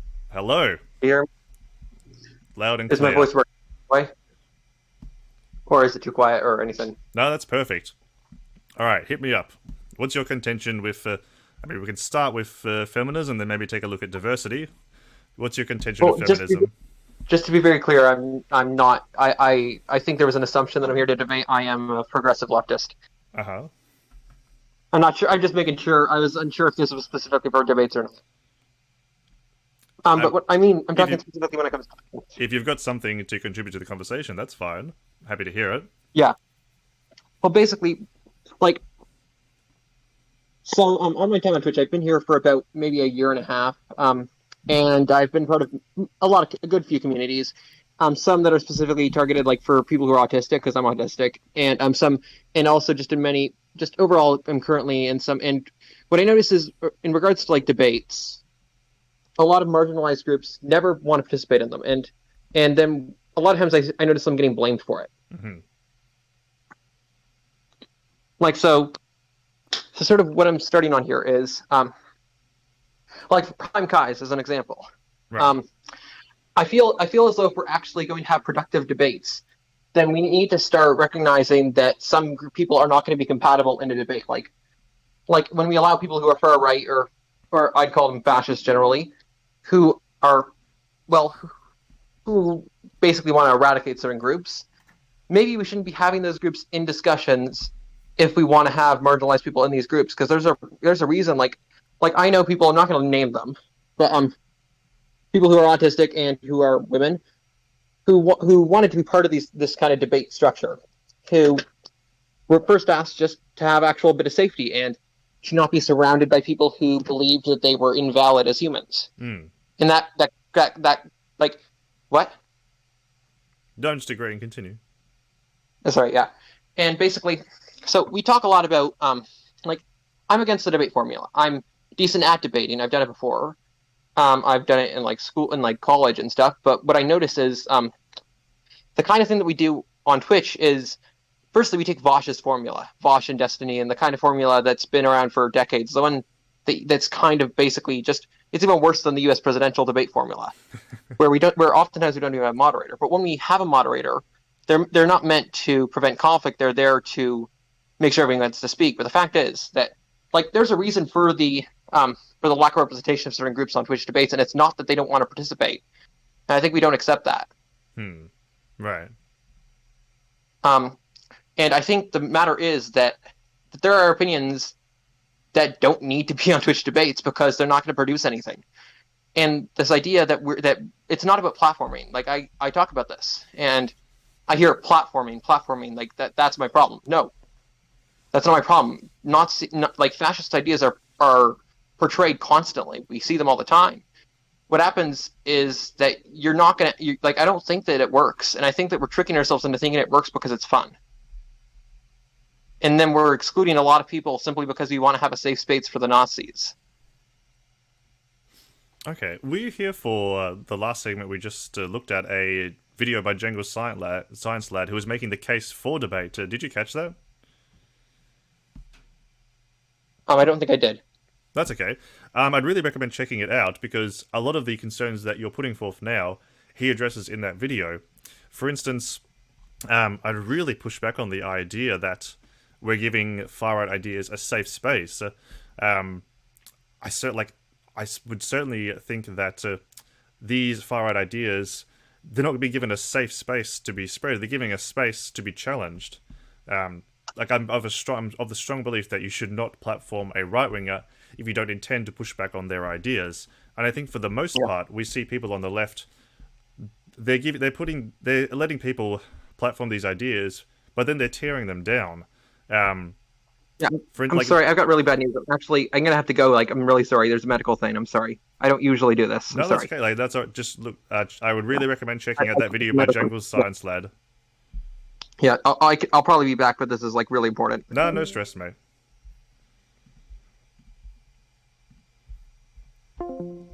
See, it's interesting because these are the kind of concerns that Jangles is putting forward in that video. Now, I can't address Zero directly, but I'll respond to some of those points. The idea about some people not feeling comfortable in these spaces. Well, this is why allies are so important, because there's going to be, for instance, some trans people who aren't going to want to argue their own existence. This is why it's so important for people like myself, people like Xanderhall, people like Vosh, other progressives who, for example, might not be trans, but they're strong advocates for trans rights. Like the title of this video is about feminism. I'm not a woman, and yet I consider feminism to be an ideology for men as well. And I'm interested in seeing those ideas being used to help men as well. Now, going back to the trans idea, these are people who are willing to argue for this platform, these ideas, who aren't necessarily part of that community.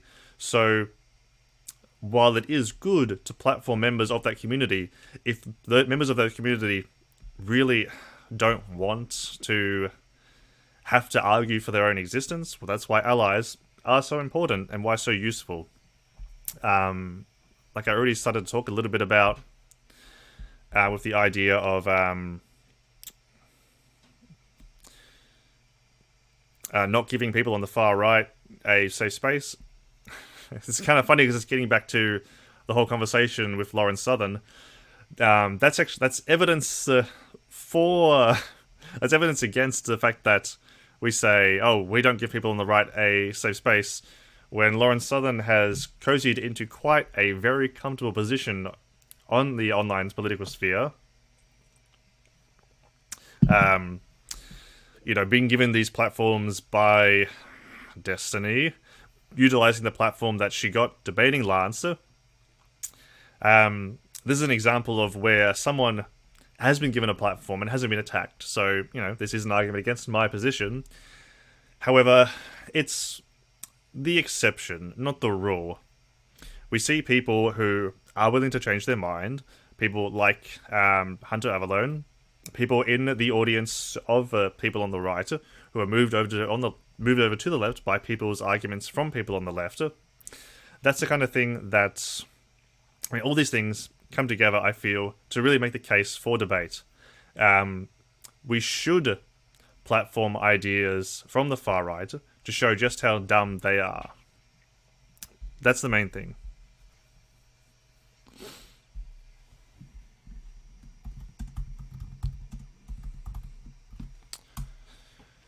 Now, on the subject of old mate Lauren Southern, who our government, despite being so anti-refugee, allowed to immigrate and settle in Australia, and who now lives in somewhere in Sydney, Australia. Has she, though? Because it seems like she's under constant attack when she's platformed, whether it's successful or not. She's always been debated against.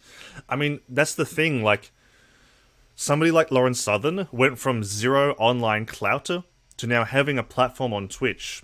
You shouldn't debate Lauren Southern because she has no platform. Well, this is something that Vosh has talked about.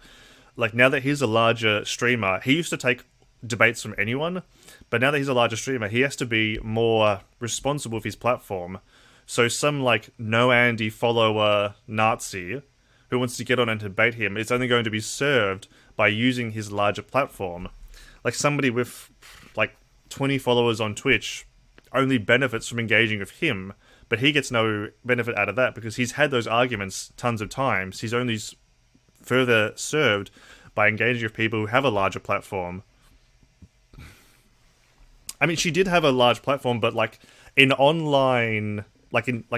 online rules, she effectively nerfed her entire platform. She basically was starting over again from zero. She didn't have a Twitch channel back in the day.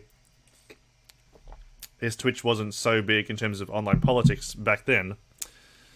The only reason to platform Lauren Southern is if you're going to attack her on her Nazi conspiracy shit. Just because she's gone from zero platform, don't debate her on something else, such as, trans issues or Indigenous residential schools. Don't debate her on these topics because it only serves to give her more of a platform. She might, but the thing is, she still has a big name, just not a big platform.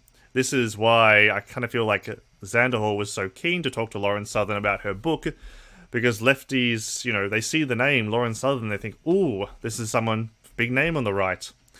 But while Lauren Southern might be as infamous as somebody, any other conservative figure, she doesn't have the same audience. And so really, what's been allowed to happen is people on the left have allowed Lauren Southern to cultivate this new audience, and unfortunately we're suffering for it. The other week, I was on Twitch, and I saw, Twitch actually recommended me Lauren Southern's channel. Great. And she had about, I think, 300 people watching her. And in the space of 2 minutes that I was watching, somebody from the audience donated 100 tier 1 gift subs. So her platform is not slowing down any time. Which is unfortunate, because she's somebody who has gone from zero platform to having a platform on Twitch when she really doesn't deserve it, because no one's willing to attack her on her Nazi beliefs. Like Lance's little epilogue to the debate that she had, like that he and her had about residential schools, when he was talking about how, like, oh, you disappeared from the online sphere and haven't made any amends for your horrible Nazi shit about, you know, like firing flares at refugees. That looked so bad. Like, a bunch of lefties would have been soy clapping over that speech, but it just looked so rhetorically bad because it had no relevance whatsoever to the discussion. He just wanted to put in that in there to try and get a cheap pop. But if you actually examine what it looks like, it really falls apart. She has 600k sub counts on YouTube. Really, I thought she deleted her YouTube channel. I didn't realize it was still up. I thought that she took it down, because it was her YouTube channel where, like, for instance, she posted videos about the Great Replacement conspiracy. I thought that she was really trying to kind of separate herself, because when she first originally put out a video explaining her absence, I think it was last year, it sounded like she was trying to ride a more moderate conservative line. Like, she didn't say that she'd moved away from the far right, but what she was talking about in terms of her beliefs, it sounded more like she was moving, well, she was arguing less for, like, a reactionary right-wing perspective and more like moderate conservative. You know, like, have some concerns about gender and trans people in sports, not, you know, Jews orchestrating immigration to white countries, which, you know, it's what she got famous for originally. So yeah, don't platform Lauren Southern unless you intend to attack her on her Nazi videos, because she still has not said anything publicly as to whether or not she has moved away from what got her famous to begin with. She hasn't made any kind of public statement as to whether or not she still believes in the Great Replacement conspiracy.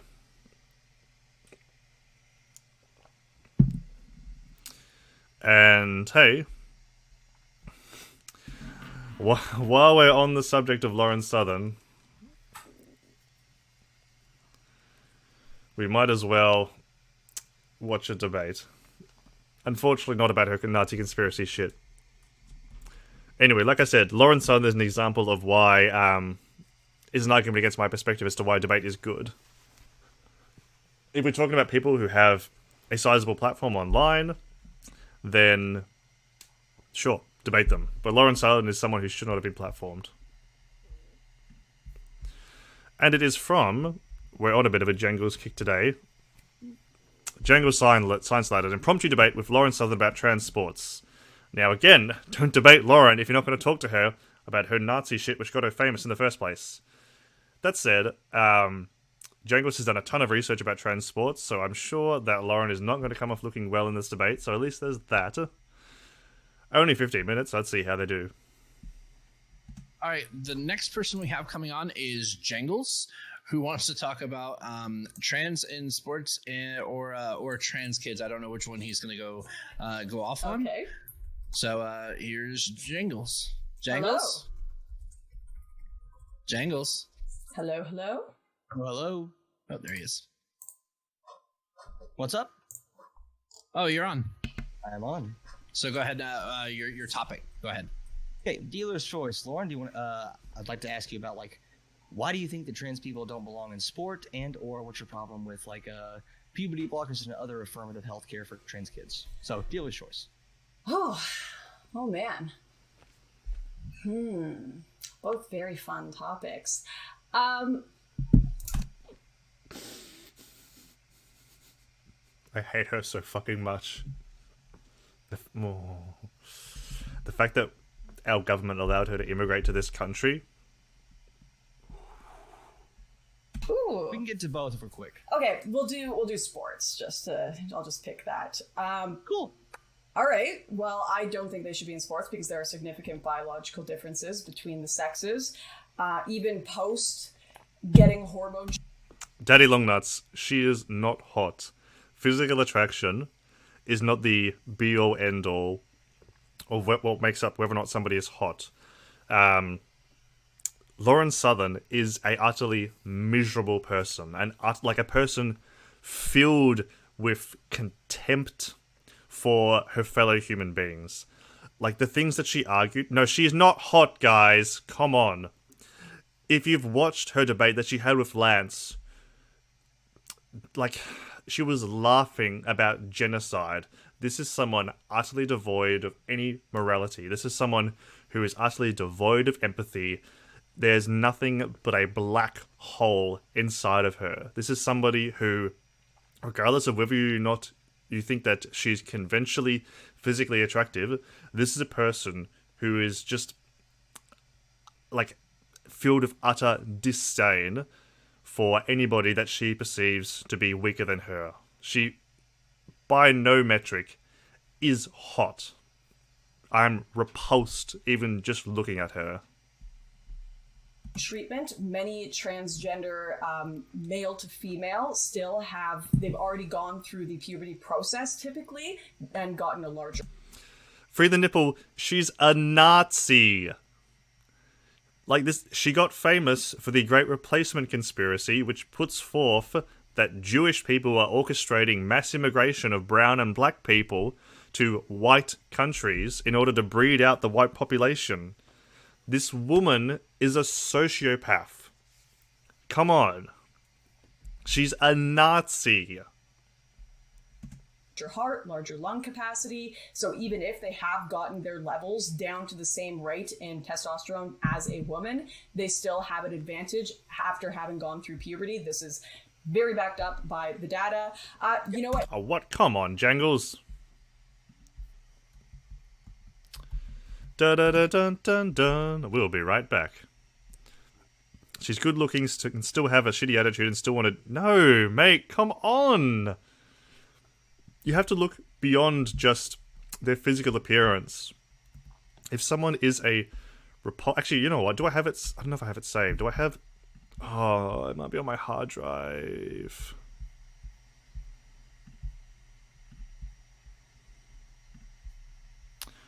Do I have the image saved? It's probably on my hard drive.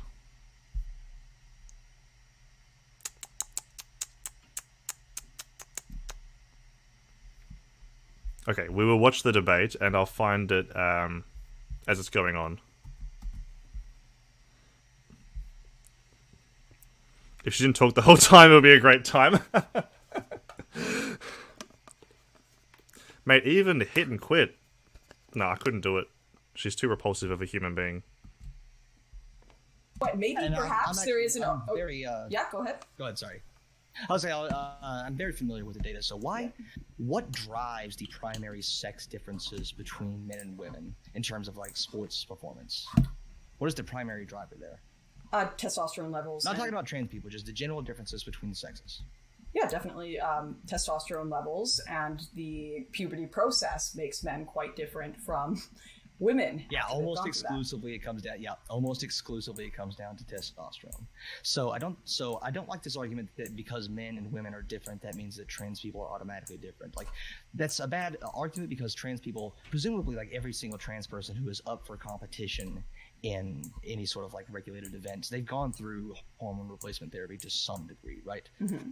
So it's not like it's not like this dude woke up one day and walked into a female soccer league or something and decided that they wanted to compete. It's not how it happens. So people undergo a lot of this hormone replacement therapy. For sure. And and would you agree that the main reason that men and women are different in this regard is due to the muscle mass that men can place on because of that testosterone, right? The increase in protein synthesis that testosterone provides is like that's it.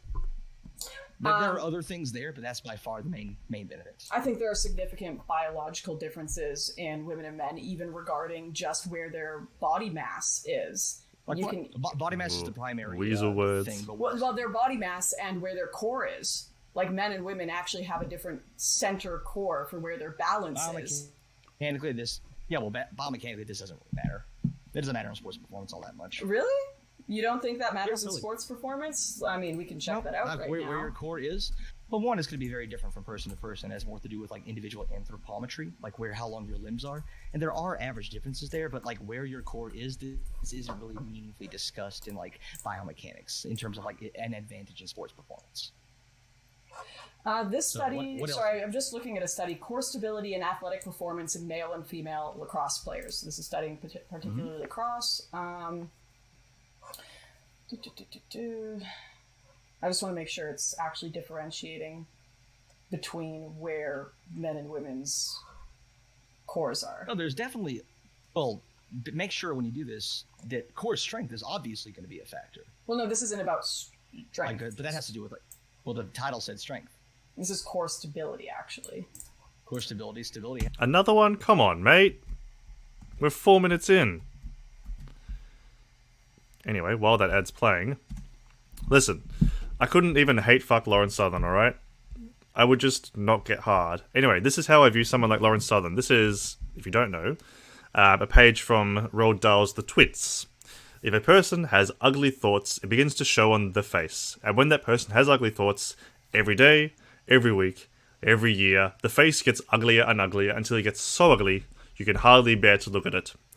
This is how I look at somebody like Lauren Southern. She is consumed with ugly thoughts, therefore she is ugly. A person who has good thoughts cannot ever be ugly. A person can have a wonky nose and a crooked mouth and a double chin and stick out teeth. But if you have good thoughts, they will shine out your face like sunbeams and you will always look lovely. This is how people like Lauren Southern, Blair White, people like...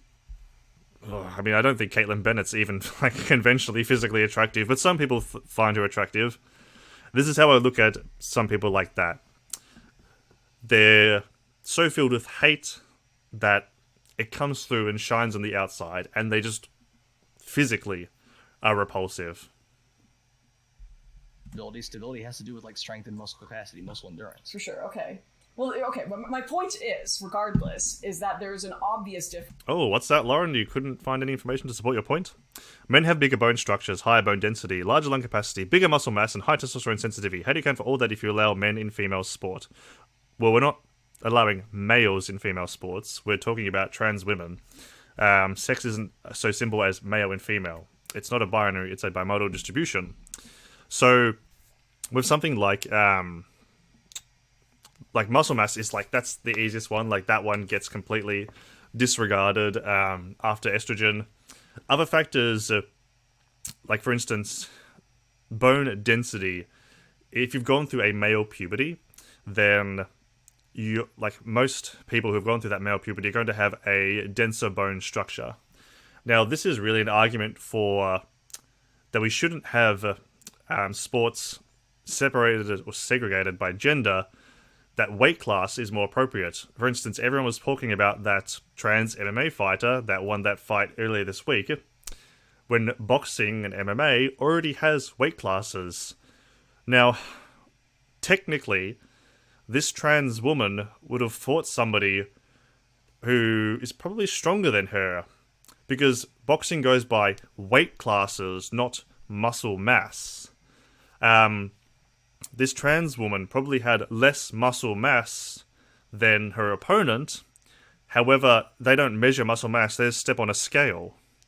So the trans woman is going to be in a higher weight class than somebody with her muscle mass normally would, because her skeleton is more dense and therefore heavier. So in actual fact, it's balancing out that imbalance. She might have less muscle mass, but she has a denser bone structure. Her opponent has a less dense bone structure, but more muscle mass. So really, these are all arguments for weight classes. And other things like larger lung capacity, or testosterone sensitivity isn't true, because trans women have less testosterone than cis athletes. And something like larger lung capacity, bigger heart, like Lauren said, like these are so permissible that they really just boil down to individual variation between athletes. Like, height is something that's often cited, but again, like, there's height diversity in women's sports. Like, if you take running, for instance, there's going to be some women that are 5'6", there's going to be some women that are 5'3", there's going to be some women that are 5'11", but they're still all women. And, like, for instance, the 5'11 women are going to have longer legs than the 5'3 women, and are thus going to have an advantage. But we don't separate people by height, we separate them by gender. So perhaps it's time that we rethink these arguments, or not really rethink how we do sports.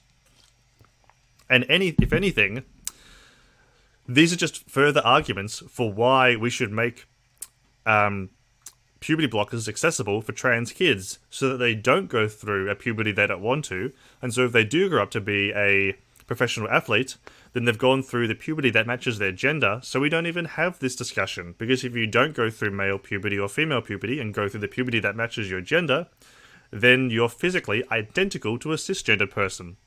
That's not that works. The denser bone structure allows you to train longer and recover quicker. That's not what works. What I just said about weight classes? Do you support kids getting a gender change? Absolutely. It kills kids to refuse to provide them healthcare. By not affirming a child's gender identity, it leads to some pretty negative consequences. And leads to depression, it leads to self-harm, and it leads to suicide. Without parents' consent. If a child is trans and their parents are refusing to support them in their gender identity, then I would consider that child abuse, and the state should step in. Like, at that point, you are harming your child, and it's no different to if you're slapping them around, denying them food. No different than any other kind of child abuse. Difference between male and female muscle mass, heart size, lung capacity. I mean, I don't know anything about the science behind tattoos. I don't know if there is any kind of if the ink is harmful to people under a certain age. And that's complete non sequitur. Tattoos of, a child not getting a tattoo. No child is going to kill themselves because they can't get a tattoo. But children do kill themselves when they're not supported in their gender transition. It's complete non sequitur. They are not comparable. Core testosterone levels, and I'm sure you're going to argue that we can adjust testosterone levels, which fair enough, but these other factors are very difficult to adjust. And you know what? I'd say the only argument would be perhaps a trans male to female who went through puberty treatment before they went through puberty and did not get the increased, heart mass and muscle mass and all of this. Perhaps there could be an argument for that individual. But then, we are bringing in an interesting question of, could only trans individuals who have transitioned participate in sports? Are they only considered female when they have gone through these bodily changes, which I think runs counter to a lot of progressive narratives that actually, sex and gender are different. Those other progressives. Well, if you want to talk to those other progressives, you're certainly welcome to. So do you think that being a transgender individual necessarily includes bodily change, surgery, and hormone treatments? Of course not, but I think if you want to compete in sport, yeah, absolutely. I have two degrees in exercise science, so of course I understand the biological realities of why there is a sex separation and why there's sex categorization. I don't seek to get rid of that because I know enough about exercise physiology and to understand why that categorization is there. Now, this has nothing to do with whether or not trans women are women. If you not to go undergo any sort of hormone replacement therapy, you're still a woman, but I do think that would equate to some sort of performance enhancement that would be unfair. Kind of like how a man who takes steroids is still a man, even though he's doing hyperman stuff. He's not more of a man for taking testosterone exogenously, but that's obviously an unfair sports advantage. However, in the primary difference between men and women is that testosterone, is the increased protein synthesis that results in more muscle mass at the same body weights. That's the primary difference that's the primary reason we have sex separation in the first place. Mm-hmm. A lot of these other factors, for example, you point out lung size. Lung siise also really isn't a factor. Lung capacity isn't a meaningful limiting factor in any sports performance other than like some ultra endurance athletes. And things like weightlifting, lung capacity obviously doesn't matter. In most team sports, lung capacity is not going to be a factor because that's not going to be what limits you. Like there are plenty of studies out there looking at the sex differences, between like men and women with lung capacity, and there's no, like all of them say like, yeah, like whatever lung size you got, unless there's something wrong, you have enough lung capacity to initiate the oxygen and carbon dioxide exchange at your alveoli. Like that's not going to be a factor. And other things like bone density, that's also not really a factor. Like black women have denser bones than white men. We wouldn't consider them to have a biological advantage because bones are not contractile tissue. Bones are not going to, impart force. I haven't heard that. Thanks, Jangles. Into something. So it's just a matter of, do you have enough bone density to not get injured? Cool. Clearly, there is a difference even after hormone. They've already studied this, and maybe you've seen the study and want to give me different information. But they've done a study after 2 years of testosterone or estrogen treatment for trans male to female, and found that. So here, I'll just read this to you. Oh, which study is it? I really hope it's the Roberts study. There's this study that came out last year, which every anti-trans in sport conservatives was screeching about how it proved that trans women don't belong in women's sports.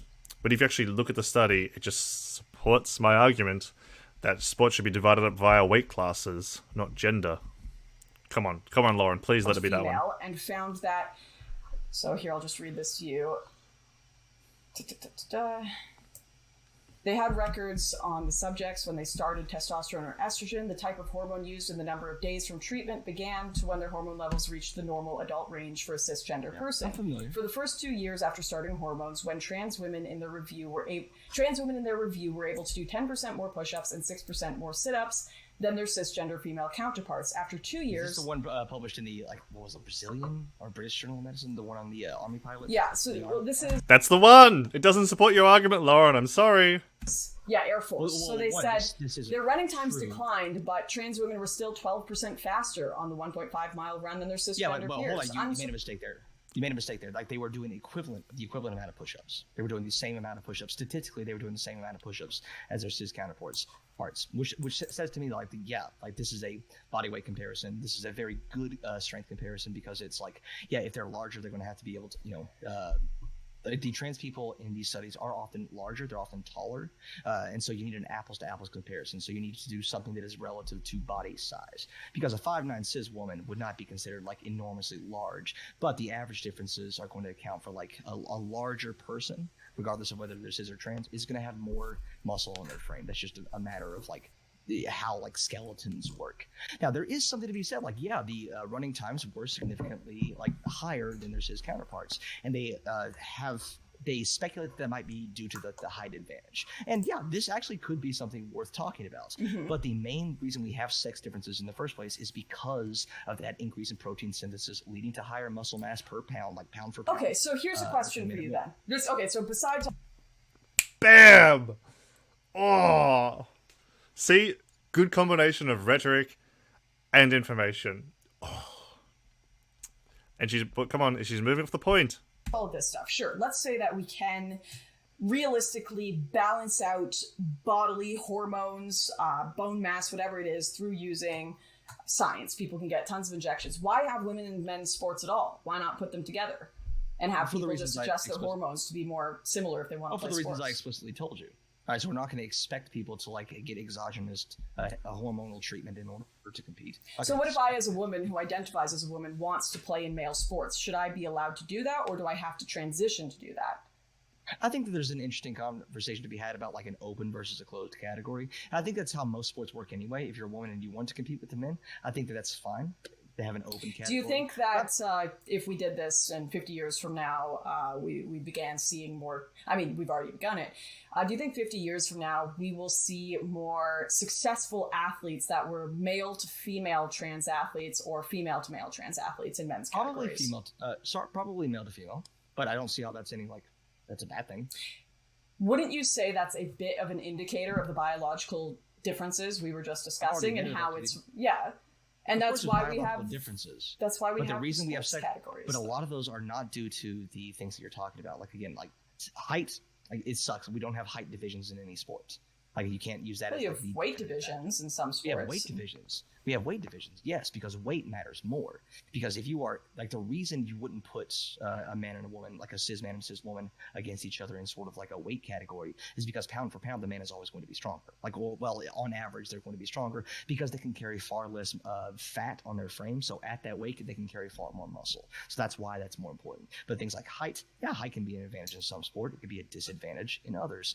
Lung size doesn't seem to be a limiting factor in any other sport as long as you're healthy, as long as there's nothing wrong with your lungs. You're going to have plenty of surface area for that oxygen exchange, and that's usually not what limits you anyway. A lot of the other factors like hemoglobin responds very quickly to hormonal treatment. So when a trans woman goes on hormone replacement therapy, within 6 to 12 months, her hormone levels, her hemoglobin levels are in line with cis women. So that oxygen carrying capacity has been like reduced down to like normal like cis level. But you can't use hormones to reduce heart size and lung size. That's not possible. And He's already said that that's permissible. Oh, man. Oh, he's doing so well. Look, I know I said, like, don't platform Lauren Southern if you're not going to attack her on her Nazi ideas, but, like, he's doing so well on this topic. Like, when I'm looking at the study, when they say they can run 12% faster even after 2 years of hormone treatment, like, it doesn't, all of these things that you're saying where we can adjust things, lung size doesn't matter in sports, you don't think? Nope. All right. Lung size does not matter in terms of it is not a limiting factor in sports performance. Lauren, I'll give you a quick go ahead and respond to that, and Jangles, go ahead and shout yourself out. This would be a good idea for you to do a lung long capacity form. in swimmers. Oh, come on. We're almost there. Oh, this is awesome, man. Jangles has done a whole lot of research on trans people in cis sports. He's released a very long video advocating for the presence of trans women in women's sports. As he's already stated, and we've seen, he, like, biology is his area of expertise. So really, he's the guy to go to on this topic. And as we've seen from Lauren, she really doesn't have much beyond an intuitive argument that, oh, well, men are just stronger, so trans women must somehow have an advantage. Sorry, when you actually look at the data, it doesn't seem like that. Lung capacity in swimmers. You can look at that. I have 2 degrees in exercise science. I can tell you what that means and what that says. Sure, I mean, perhaps you're right here. But you know what, I would love to get... perhaps about it. Well, I need to read the study. I'm not going to just take your word for it. Well, don't read my word for it, but also consider, like, do you think you reading one study is going to, like, now our knowledge levels... denying, like, you've just sat here and said if we just change hormone levels, that's going to make people equivalent enough. But that's going to reduce it. Height, lung size, heart size, after going through the muscle mass, these are all. You keep saying lung size. Fine, we can take that out. Remove lung size. You also keep saying muscle mass as if it's not enormously affected by hormones. It is, but not completely. I've just read you a study that shows that they still run 12% faster. I've read more studies on this than you, and yeah, muscle mass is reduced down to comparable levels. You know what? This is the thing. Even if we were able to make people completely identical biologically, and this is what it comes down to, maybe you are right about every single aspect of this, I would still be against it. And the reason is because I think the social factors of accepting the sexes as biologically similar is extrem's dangerous. And I can have that conversation. Watch this, Lise. You could actually pause the moment where what's I forgot the line. You can pause the moment at least where your Lauren realizes that she's lost. Man, what a bad showing. Conversation another day. But I do appreciate that you just admitted that the science is less important than the social implications of it. So you're motivated to find science that agrees with you because the real motivation is to make sure that the sexes are separated and the genders are separated. That's not true. You just admitted to it. That's not true. Even if the science was completely on my side, even if you accepted that the science was completely on my side, you'd still be against it because of social reasons. You just admitted that. The social impacts of saying that the sexes can be made to be exactly the same when they cannot. They will never be made to be exactly the same through hormone treatments, anything. the reason it's called, so we're talking about sex right now, not gender, right? Because even some of the most radical progressives I've talked to admit sex is different. You are never, do you think that we are going to get to a point, I know we're not there right now, where you can have men give birth to children, like biological men who produce sperm give birth to children through a womb? Like, do you think that's possible? In sport? I'm saying that the social implications of trying to push the fact, or the idea rather, the notion that men and women are biologically the same, I think is severely disruptive to our societal understanding of sex. I think you. Okay, Jangles, real quick, respond to that and then shut yourself up. We've got over time. Lauren, I just messaged Jangles.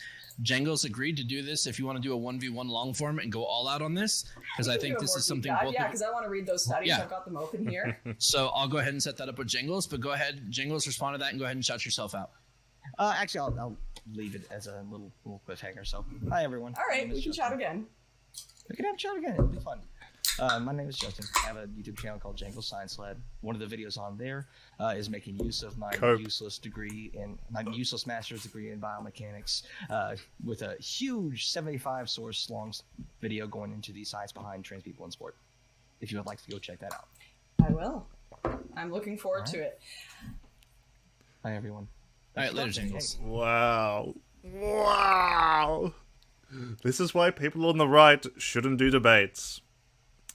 You get someone in there who's confident in their rhetoric and has the information to back it up, the skills to pay the bills, and wowee. Well, I learned a lot. Far out. Oh dear, Lauren Southern, cope and seethe. And it's funny because, again, all the arguments that you could make against trans people in sports, well, hey, if we just give trans children access to puberty blockers, and then as an adult, they can go through HRT, we could avoid this problem altogether. So maybe your concern isn't really with sports, more so just trans people. Love it. Alright. I've got some stuff to get to today. I need to finish more of that script. Right now, I'm working on a video that talks about the relationship between masculinity and... I'm not going to say. Anyway, it's a fun video. I like to talk about masculinity on my channel a lot. I think it's really important. There's not a whole many people out there who are using their platform to delve into issues around masculinity and the issues that men face. I'm very thankful to the people that are using their platform to make those discussions. Oh, I am, aren't I? That's why. There we go. So, hey, if that sounds something that you might be interested in, then jump over to my YouTube channel and subscribe for more. So then wouldn't you just be arguing that trans women only become women after HRT?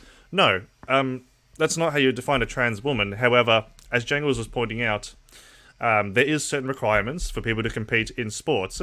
Like right now, the Olympics has a rule that trans athletes have to have been on HRT for at least a year.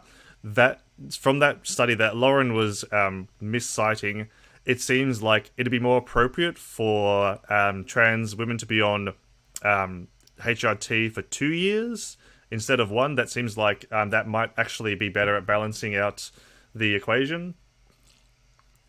So in terms of sports, as Jangles is very willing to point out, there is a difference in testosterone and muscle mass, but that's only when it comes to professional athletes. Just a trans woman who's going about living her life in her everyday, she doesn't need to be on HRT to be a woman. It's all about how gender is socially constructed. Because, you know, sport is less about gender and more about sex. So anyway, let us see who is... So they are a woman until they want to compete against other women. Well, no, there'd still be a woman. However, everyone, myself included, is willing to admit that the playing field needs to be as fair as possible. And a trans woman who has not undergone HRT does have an unfair advantage.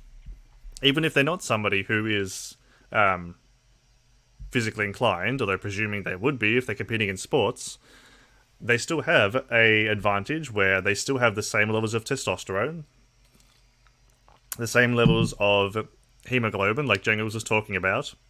So if they want to compete in a sport, then there is, certain requirements they have to go through. Like I just talked about, the Olympics has a requirement where trans women have to be on HRT for at least a year. And I think that's fair enough. In fact, as I just said, evidence suggests that 2 years might be closer to actually making it more fair.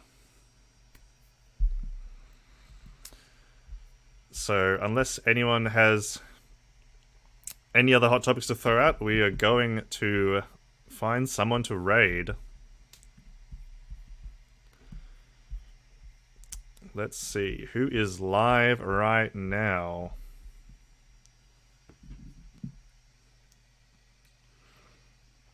Let's see. Hassan, well, he's got 40k people, so I don't think he'd notice me so much. I got some hot takes, but I'll save them for another time. Hey, save them for tonight. I'll be streaming again tonight. Dylan Burns, Prime... what's Prime Kai's talking about?